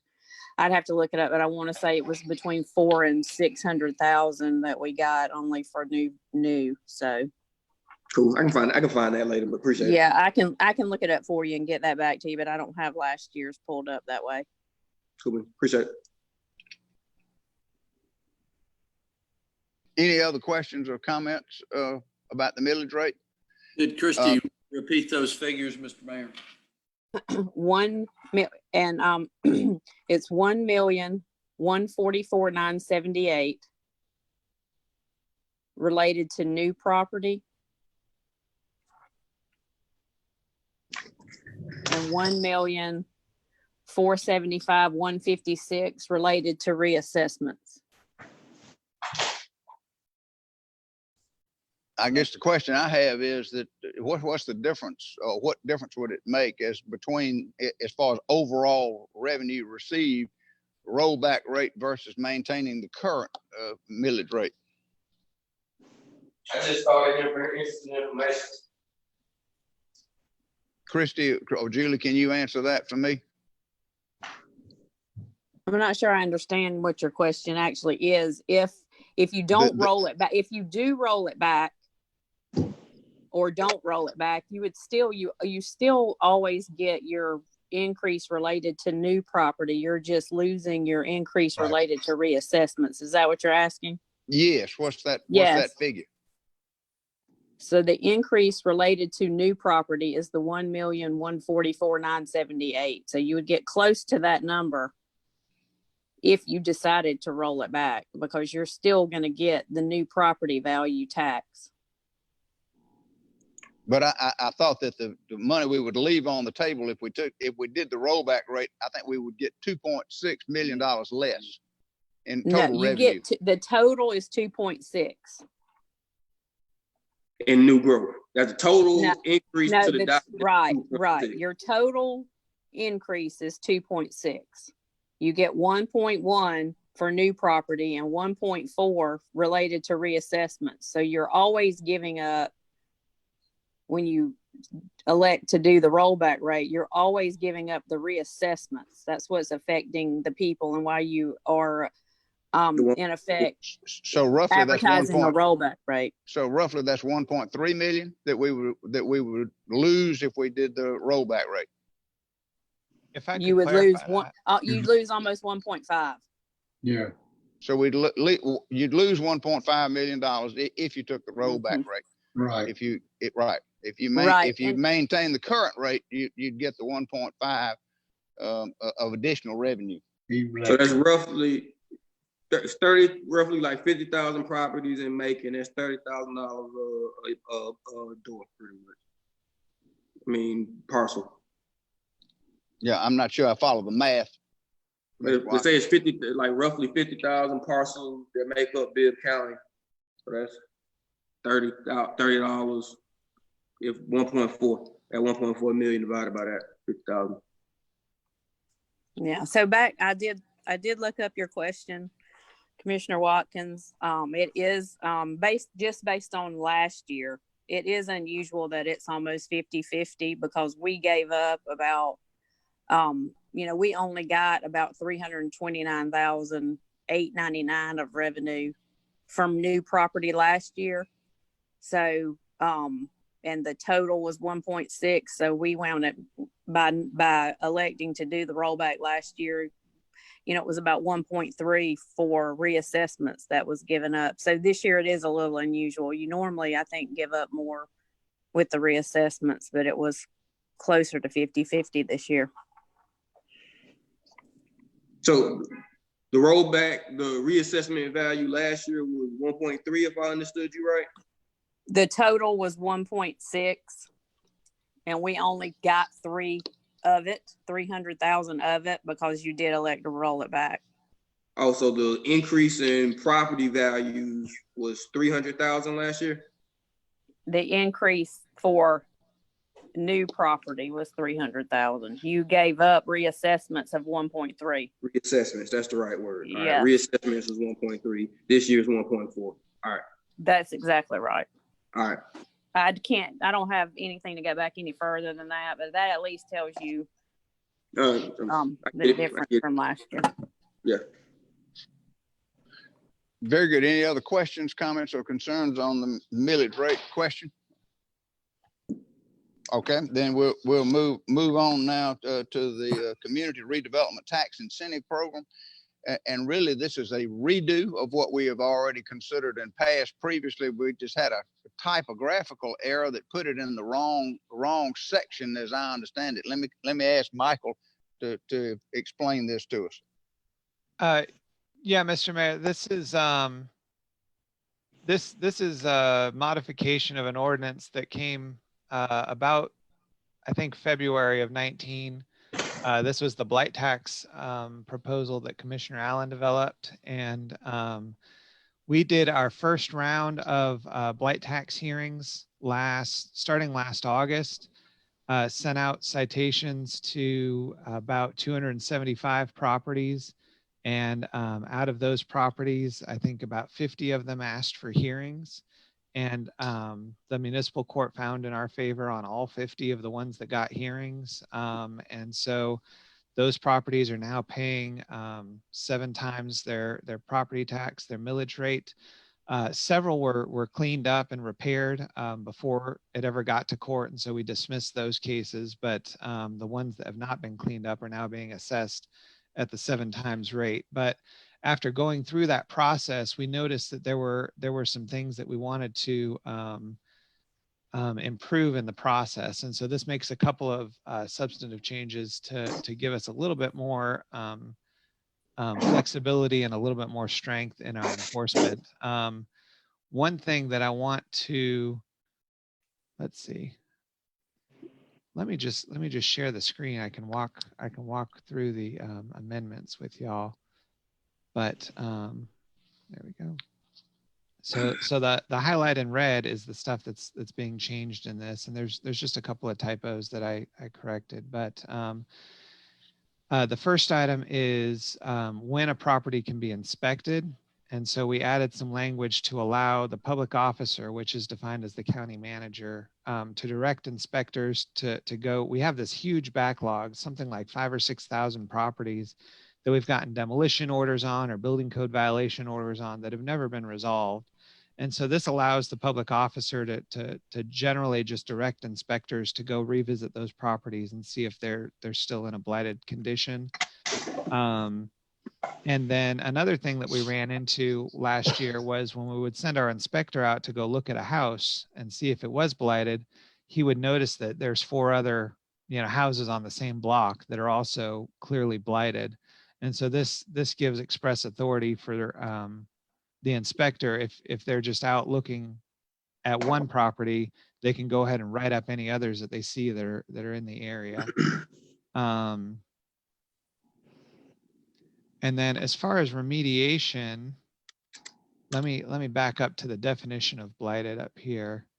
So this section defines a blighted property by having to meet 2 or more of these conditions. It has to be uninhabitable, unsafe, or abandoned, inadequate provisions for ventilation, light, air, or sanitation, an imminent harm to life or other property caused by a declared emergency disaster.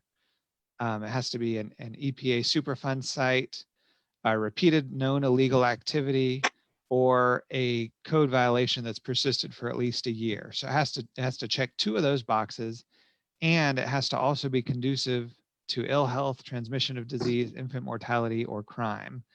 And so when we cited the 275 properties last year, we had to list, which of these boxes it checked. And for most of them, it was these first 2: uninhabitable, unsafe, and abandoned, inadequate provisions for light, air, sanitation, ventilation. The way that the code reads right now, going down to remediation or redevelopment, all they had to do to get off the blight tax list was repair it to a point that it no longer checked 2 of those boxes. And so if the issues were that the windows were broken out, the door was open, and the lawn was excessively tall, then mowing the lawn would uncheck one of those 2 boxes, and it cured the blight tax issue without them having to actually board up the windows or fix the fact that the door was open. And so we don't want them to just mow a lawn and say, okay, well, it's no longer blighted, when the lawn's going to grow back in a month. And so this changes the requirement for remediation to say, in order to get off the blight tax list, get off the 7 times tax and start getting the benefit of the reduced tax rate, 1, they can demolish the property outright. 2, they can complete work required to remediate all the conditions that caused or contributed to the blighted status based on our inspector's report.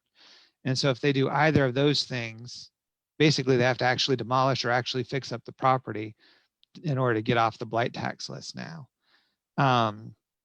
This also gives the public officer authority to require someone to enter into a remediation plan before lifting that designation. So if it's a minor issue on a property, then we can say, well, we trust you to fix it up yourself. It's a minor issue.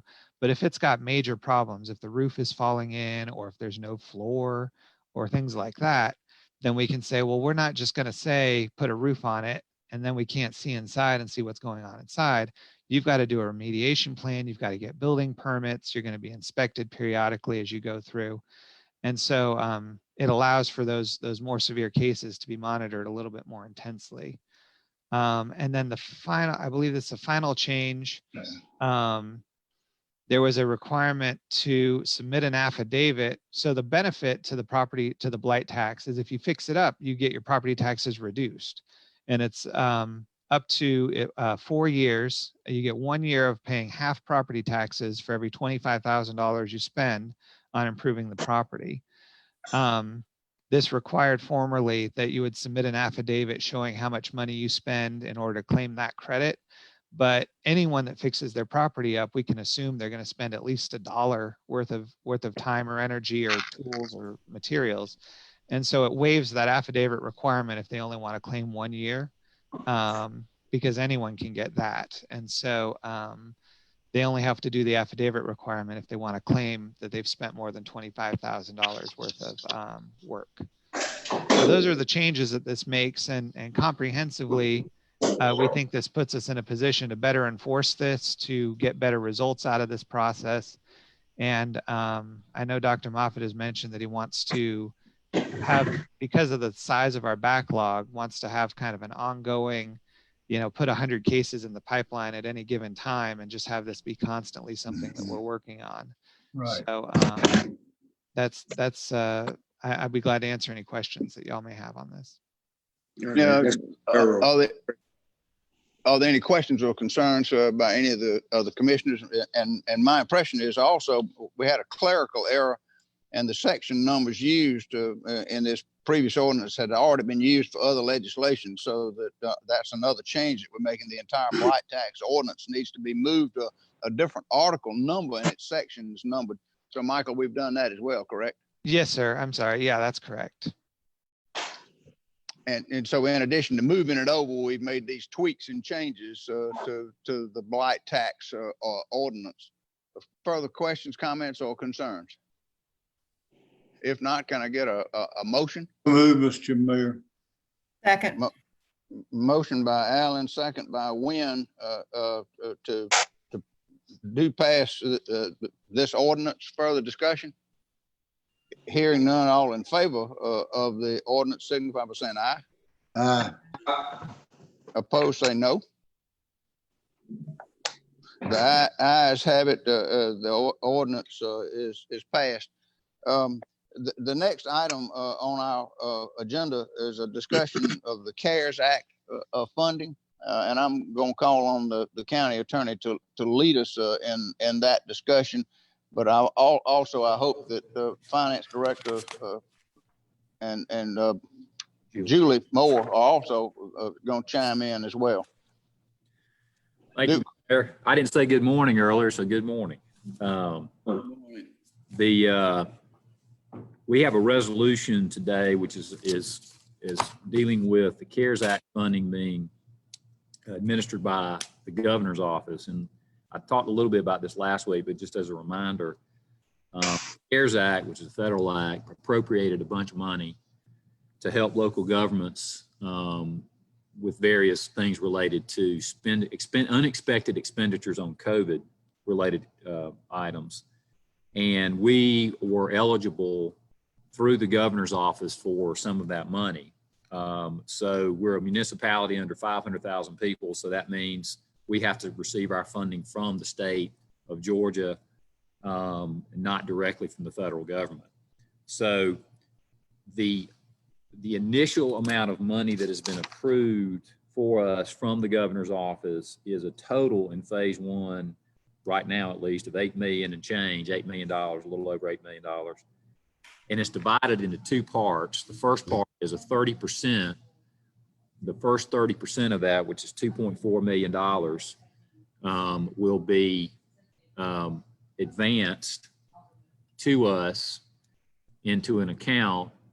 And then the second part of that $8 million is we have to submit expenditures to be reimbursed. The things we have to spend this money on, either the first 2.4 million or the balance of the 8 million, are necessary expenditures incurred due to public health emergencies related to COVID. They've got to not be accounted for in the budget that we passed last year. So they're unexpected expenditures or extra expenditures that we did not account for in our budget. And they've got to be incurred between March 1st and December 30th of this year. So December 30th, 2020. The types of things, and I think Commissioner Watkins has actually sent a chat listing some things that would be part of necessary expenditures that could be either paid for out of the initial 2.4 million or reimbursed, or things like PPE, expenditures on public safety measures, payroll expenses for public safety that weren't accounted for, expenses to facilitate compliance with COVID-19 health measures, food delivery to vulnerable populations, improvements for telework capabilities for public employees, expenses for care of homeless populations, expenses for sanitizing and improving social distances at jails and prisons, grants to small businesses to reimburse for closures, unemployment insurance not otherwise reimbursable by the federal government. So if a local business, for example, closes and there's expenses not paid for by the federal government, this could be used for that. You can't use it as a revenue source. You can't use the money to basically as a revenue replacement for the government. It's got to be specific to these types of expenditures related to COVID. But you can also do things to help through grants to citizens facing economic hardships. For example, if allow them to pay utility fees that they couldn't otherwise afford. So there's a lot of things you can do with it. One thing that I want to make sure is clear, and I think the administration is on top of this, is that you've got to handle this like a grant. It's very specific as to the record keeping you've got to do. And I know Julie and Christy are very knowledgeable about that. You've got to do inventories. You've got to do records for auditing purposes, record retention. You've got to, when you're submitting your expenditures to justify what you're paying on, you've got to be very detailed in what you're spending it on and make sure it's compliant with the statute. Because again, it has to be necessary expenditures related to COVID-19 that otherwise weren't budgeted. The biggest challenge initially is that first $2.4 million. And Julie can talk more about this than I can, but that first $2.4 million that we're going to get as an advance, so to speak, has to be spent by September 1st this year. It's a quick turnaround. You got to spend it. The balance of the first part, which is the $8 million, the rest of the $8 million, which is a reimbursement, has to be spent by December 30th of this year. But the first part of that money, you got to spend it quickly, which is both a good and a bad problem to have, but we really have to get moving on spending it. So for the resolution today, the mayor, as to open up the portal and get that first money in, had to sign, and I looked at it and it was fine, had to sign a coronavirus relief fund contract basically with the state. It's non-negotiable, as you would imagine, with the state, but it really only says what I just said. It gives you the money in exchange for you doing these record keeping things, and it's like a grant. That's exactly what it is. So the resolution today is to accept the money. And it's required under the contract with the state. And so by passing the resolution, you're authorizing the execution of the grant agreement and acceptance of the money in compliance with all the things I just said about record keeping. So any questions about that? Mr. Mayor. And Dr. Moffitt. Yes, I saw some eyes get kind of big when Duke said we had to spend this certain amount by a certain date. I please want to emphasize to the commissioners that one of the things that we're focusing on is a healthy workforce, healthy community, and a healthy economy. So we would like to do it in phases. So this first phase, we definitely want to focus on our internal operations and get it to where we can do as much contactless interactions with the public that still we're being very productive, such as our teleworking, such as our cleaning our buildings and facilities of that nature. So again, we have a budget for this initial first payment to be spent by September 1st. So we can give you the details of that as we continue to get the documentation that supports that, because as the county attorney said, we do believe that this is a very paperwork intense procedure that we want to make sure that we have all our expenditures covered with proper documentation, that we don't have any problems on the back end. So again, we're focusing on the internal operations first, and I'll let Julie explain in more in detail. And I would like to comment just briefly on that. So on my document, I don't have the actual document on my board docs. And I would like to see the budget, because I think that's important. And are we voting on the budget today, or are we just voting on the acceptance of money? Just accept the money. All right. So I think it's very important that, just like you say, these are quick timelines, and we do need to get moving on this, that we're able to resolve the funding issues in whatever way we need to as a commission. So I would either like to amend this current document or be able to discuss today and have by Tuesday a separate document for us to go over the budget with. That's of vital importance. So, yeah, just let me know y'all plan. I'm willing to hear what y'all got going on. We're working on a budget document that really tries to move up the timeline of what we can spend, and it's very much in line with what you put in the chat of what's going to be available to spend, but addressing what Dr. Moffitt said is making sure that we kind of recoup our expenses out of that first 2.4, and we're running numbers right now, for example, of what we budgeted for overtime, but then what was really spent was significantly more than what we had originally budgeted, and due because we did have a lot of overtime in March, April, May, and June. But we also have to look at it from the grant perspective and back out some of those numbers, because we also received a JAG grant that helped pay for a portion of overtime and fire, and it paid for some of the PPE, but we know we've already purchased PPE. So we're getting all those numbers together and trying to get a game plan of what the full amount of the expenditure would look like. And I think we could have this to you for next Tuesday. We're just looking at it line by line to make sure they're eligible expenses and that they're in line with the other grants we received. And if I could add something, Commissioner Watkins, what I would do is separate what you would do with this is just we'll accept the money and then have a separate resolution or motion or discussion about how it's spent. But this just accepts the money from the state with no local match. They're just giving us the money. We're saying we'll take it. That's all this is.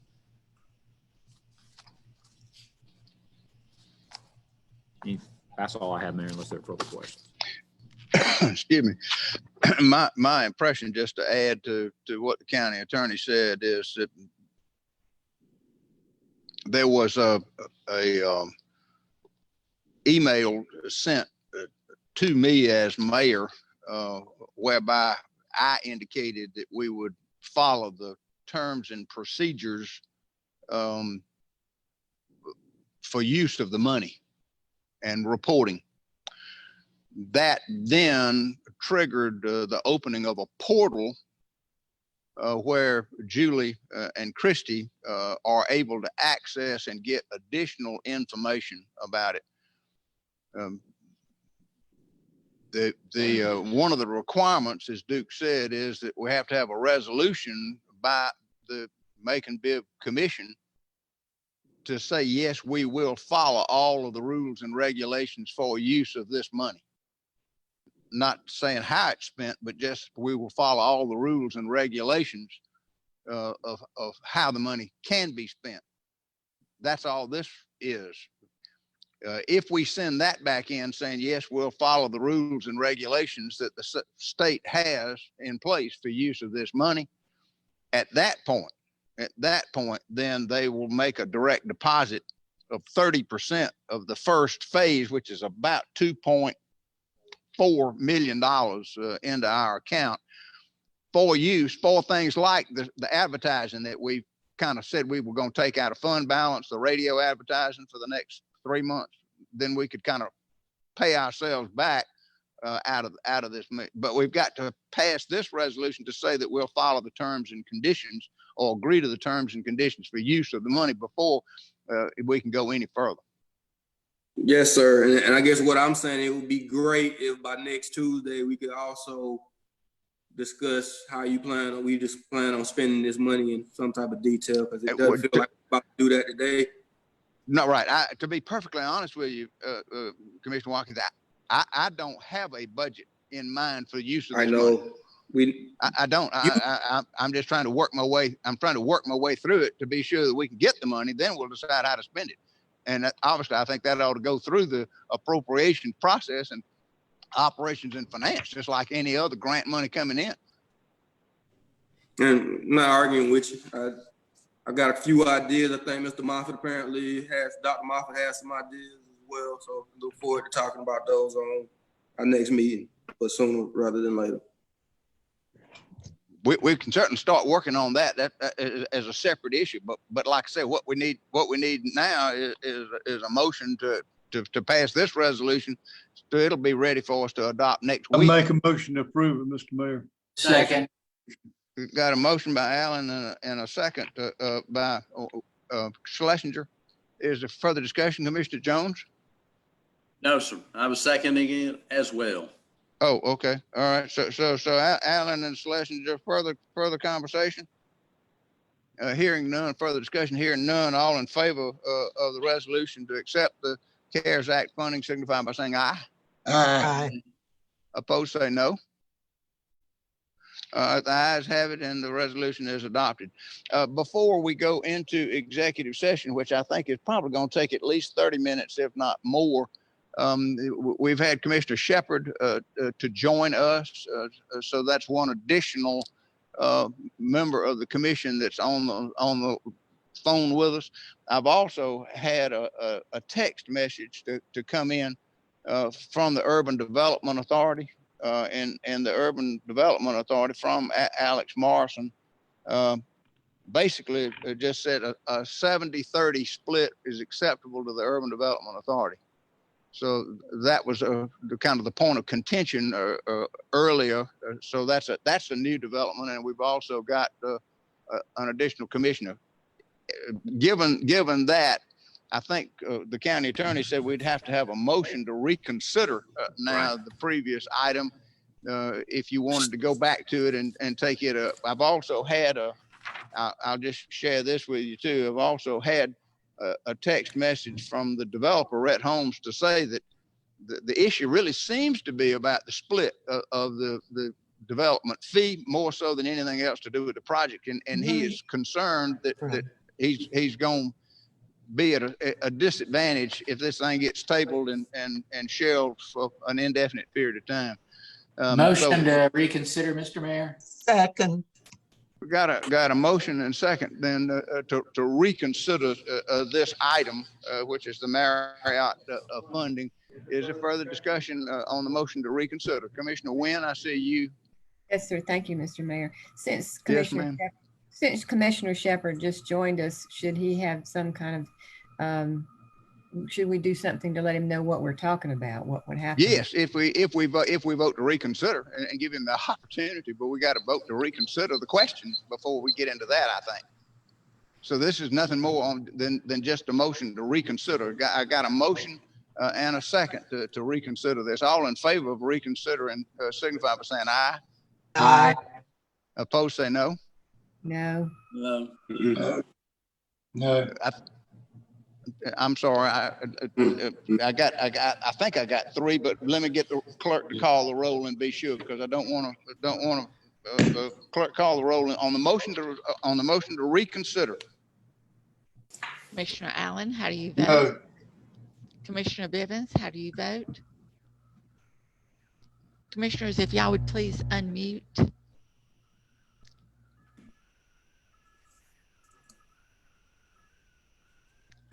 Okay, Commissioner Bivens, how do you vote? Yes. Commissioner Jones, how do you vote? No. Commissioner Lucas, how do you vote? Yes. Commissioner Schlesinger, how do you vote? Yes. Commissioner Shepard, how do you vote? Yes. Commissioner Watkins, how do you vote? Yeah, I feel like I'm leaning on Commissioner. Do we know what's going on? I don't think so. That's the problem. Seems a little unfair. That's why I asked the mayor if we could get him up to speed. And Commissioner Wynn, how do you vote? No. So it's 3-5, sir. So we got 3-6. five. It's 3-6. I vote yes. Al Tillman. I didn't know you were there. Got Commissioner Tillman on that now too. Good. Okay. So now we've got all of the commissioners on the line, all 9 of them. So 63 we'll reconsider. Does anybody, county attorney, Yeah. you may be the best one to kind of bring us up to speed on where we were so that Commissioner Shepard and Commissioner Tillman understand. Yes, sir, Mr. Mayor. So what we have before us now, because of the passage of the motion reconsider, is the resolution on the issuance of $23 million in bonds from the Urban Development Authority. And what the resolution does, if passed, is the authority is being the Urban Development Authority will be requested to issue bonds in the amount of $23,000, and this is for the Willie. 23 million. What did I say? Thousand. Obviously 23 million. I jumped on 23,000. Thank you. Exactly. Thank you for the correction. 23 million bonds. It appoints Adam Jordan and Harrington as the special counsel for the county. It appoints a special placement agent, and it gives the mayor authorization to negotiate the final terms of the contract between the authority, Urban Development Authority, and the county. The focus of the debate seemed to be, and y'all correct me if I'm wrong, there was a development fee of 2% and to be split between the county and the Urban Development Authority 50-50. And there were a lot of questions surrounding that and whether that was a fair allocation to the county. And there were various motions made to give the county more of that fee that did not pass. And so that seemed to be the issue with respect to the controversy.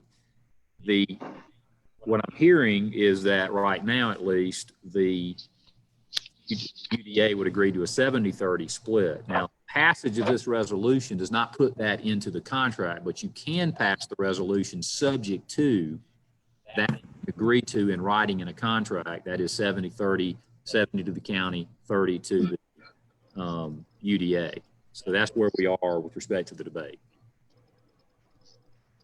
And let me just take the privilege of the chair to say this. I think that the redevelopment of the Willie Hill Annex into a Marriott Signature Series hotel represents approximately a $32 million project. It would create obviously a number of construction jobs over the next 18 months, but more importantly, it would create more than 100 jobs between hotel clerks and everybody that works there, restaurants and chefs and this, that, or the other. It would be a tremendous economic stimulus that would come online in about 18 months. That I think we're going to desperately need.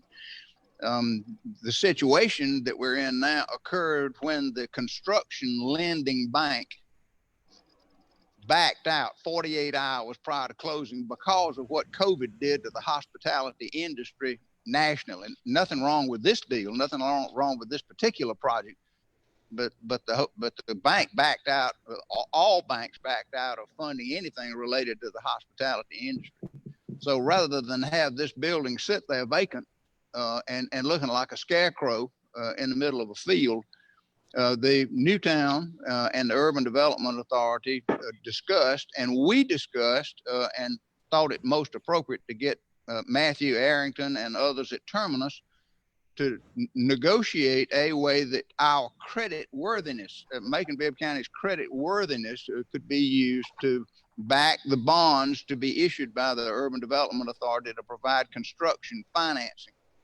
Matthew went over earlier, and I don't know that Matthew is still on the line with us at this point, but Matthew went over earlier with, yeah, Matthew, are you back in?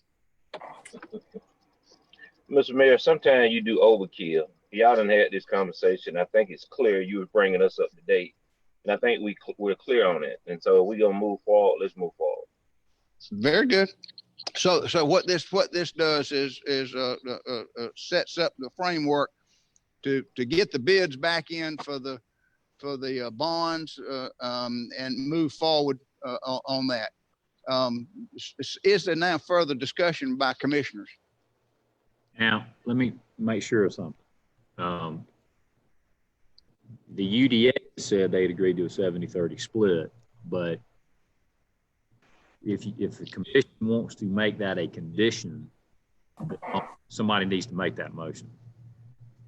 I'd like to make that motion. As an amendment to? As an amendment. Okay, that's fine. Second. Who was my second? Bivens. Bivens, good. Okay, got a motion and second then to go back to the 70-30 split, which the UDA has now indicated is appropriate for them. So I'll ask the clerk then, is there further discussion on that amendment? If not, let me get the clerk to call the roll again on that. Commissioner Allen, how do you vote? No. Commissioner Bivens, how do you vote? Yes. Commissioner Jones, how do you vote? No. Commissioner Lucas, how do you vote? Yes. Commissioner Schlesinger, how do you vote? Yes. Commissioner Shepard, how do you vote? No. Commissioner Watkins, how do you vote? Yes. Commissioner Wynn, how do you vote? No. Tillman, and Mayor Pro Tem Tillman, how do you vote? Yes. So we got 5-4. So the amendment is adopted. So now the motion with the amendment has to be considered. Right. So now we're back to the motion to move forward, get the bids in on the bonds with the understanding that the split of the administrative fee between the Urban Development Authority and Bibb is 70-30. Can I get a motion as amended on the main motion? So moved. Objection. Objection. Okay. Got a motion by Schlesinger and a second by Lucas. Now what Mayor Pro Tem, what's the objection or discussion? I think it needs to be. I think we should work to have it ready by next Tuesday because it's not in writing, and so we should wait to move in writing. And if we move forward with it at this point, my vote would be no. Right. Well, I hope you won't do that to us, because Matthew was talking about if we didn't move this forward today, then they couldn't receive the bond bids on Monday. They're supposed to receive the bond bids on Monday and bring that back to us so that we'll know the exact percentage rate and plug all of that in for next Tuesday for the final vote. So, all right, well, somebody send it to an email. Let me see it in writing, right, and I'll consider it. Michael McNeil. Right. Administrative fee is split between the Macon-Bibb County and the Urban Development Authority, 70%, Macon-Bibb 30% to the Urban Development Authority. And that's the condition of approval. So Michael, round. So while that's going on, is there any further discussion? Yes, sir. Yeah, Mayor Pro Tem. And I'll wait until we have the closed meeting that I would like to see at least $3 to $4 million, or $3 to $5 million of that bond money go to somewhere else. And I'll wait to have that discussion and to see how we could do that and further have that discussion before next Tuesday. Do what? I mean, I'm not sure that I understood any of that, but that's further discussion. But has nothing to do. Well, if I don't understand it between now and next Tuesday, I'm sure I'll get more clarification and we'll all understand it better. Correct. And that's why I said we can talk about some of it possibly in executive session or between now and next Tuesday. Between now and next Tuesday, yes. So, is there further discussion on the motion as amended? Yes, I just feel like, again, there is no way that even based on his question, there's no way that Commissioner Tillman is fully informed as to what we're voting on and been discussing for what took us an hour and a half. And there's no way that Commissioner Shepard is fully informed either. This just does not, this ain't the way to do our business. Well, speak for yourself, but I'm clear, sir. Commissioner Wynn. Right. Commissioner Wynn? Ditto to Commissioner Watkins. Those two, because they didn't hear a full hour of discussion, don't know what all we talked about. And that's the problem here right now. I've been on the call the entire time. I've not been on the Zoom, but I've been listening in. So again, speak for yourself. You can't speak for me because I keep up what's going on and I read the material. All right. Right. I appreciate. Is there further discussion on the motion as amended? If not, I'm going to ask the clerk to call the roll again. This is on the main motion with the amendment of 70-30 split. Yeah, 70 coming to the county of the 2% fee and 30% going to the UDA of the 2% fee. And that is being circulated.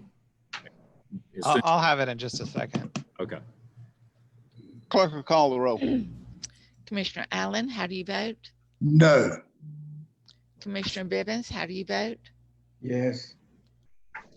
Commissioner Jones, how do you vote? No. Commissioner Lucas, how do you vote? Yes. Commissioner Schlesinger, how do you vote? Yes. Commissioner Shepard, how do you vote? No. Commissioner Watkins, how do you vote? Yes. Commissioner Wynn, how do you vote? No. Mayor Pro Tem Tillman, how do you vote? Yes. All right, 5-4. So the motion passes, and we'll have more information next Tuesday and more conversation about it then. We need to go now into executive session for the purposes of pending or threatened litigation, as well as a personnel matter, as well as acquisition of land, acquisition disposition of land. Kind of get a motion to go into executive session for those three purposes? So moved. Second. Got a motion and second to go into executive session for those purposes. All in favor of going into executive session, signify by saying aye. Aye. Opposed, say no. The ayes have it. We're in executive session. Now, just hold on just half a second because Rachel's going to have to boot off everybody that's online and boot off everybody that's on Facebook temporarily. And hopefully we'll be back into open session in about 30 minutes. I hope. Right. Yeah, let me explain real quick what I'm going to do. If you are in this meeting as an attendee, I'm going to place you in the waiting room so you won't be able to see what's being discussed. I'm going to stop the Facebook live feed so it will not go out live to Facebook. If you are on this call because you're going to be brought up in a later committee, you can either stay in the waiting room or you can log off and sign back in later. That's up to you. But for the commissioners, if y'all will just hang tight for a second, I'm going to get the right people out of the meeting and I'll let you know when that is ready. Yes, that's a great idea. Thank you for your help. Can you make me the host? Because I think I'm just a co-host.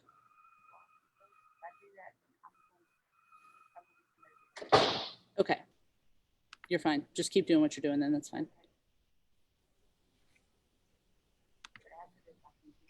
Mm-hmm.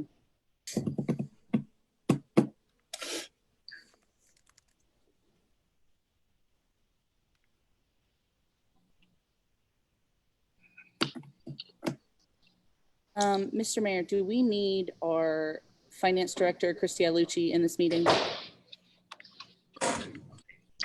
Say again, Rachel. Do we need our finance director, Christy Alucci, in the meeting? No. Okay.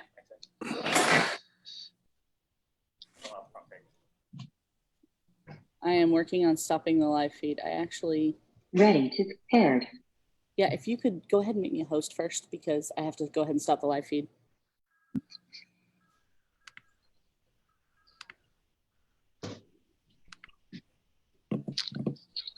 Because it's not letting me stop the Facebook feed. That's the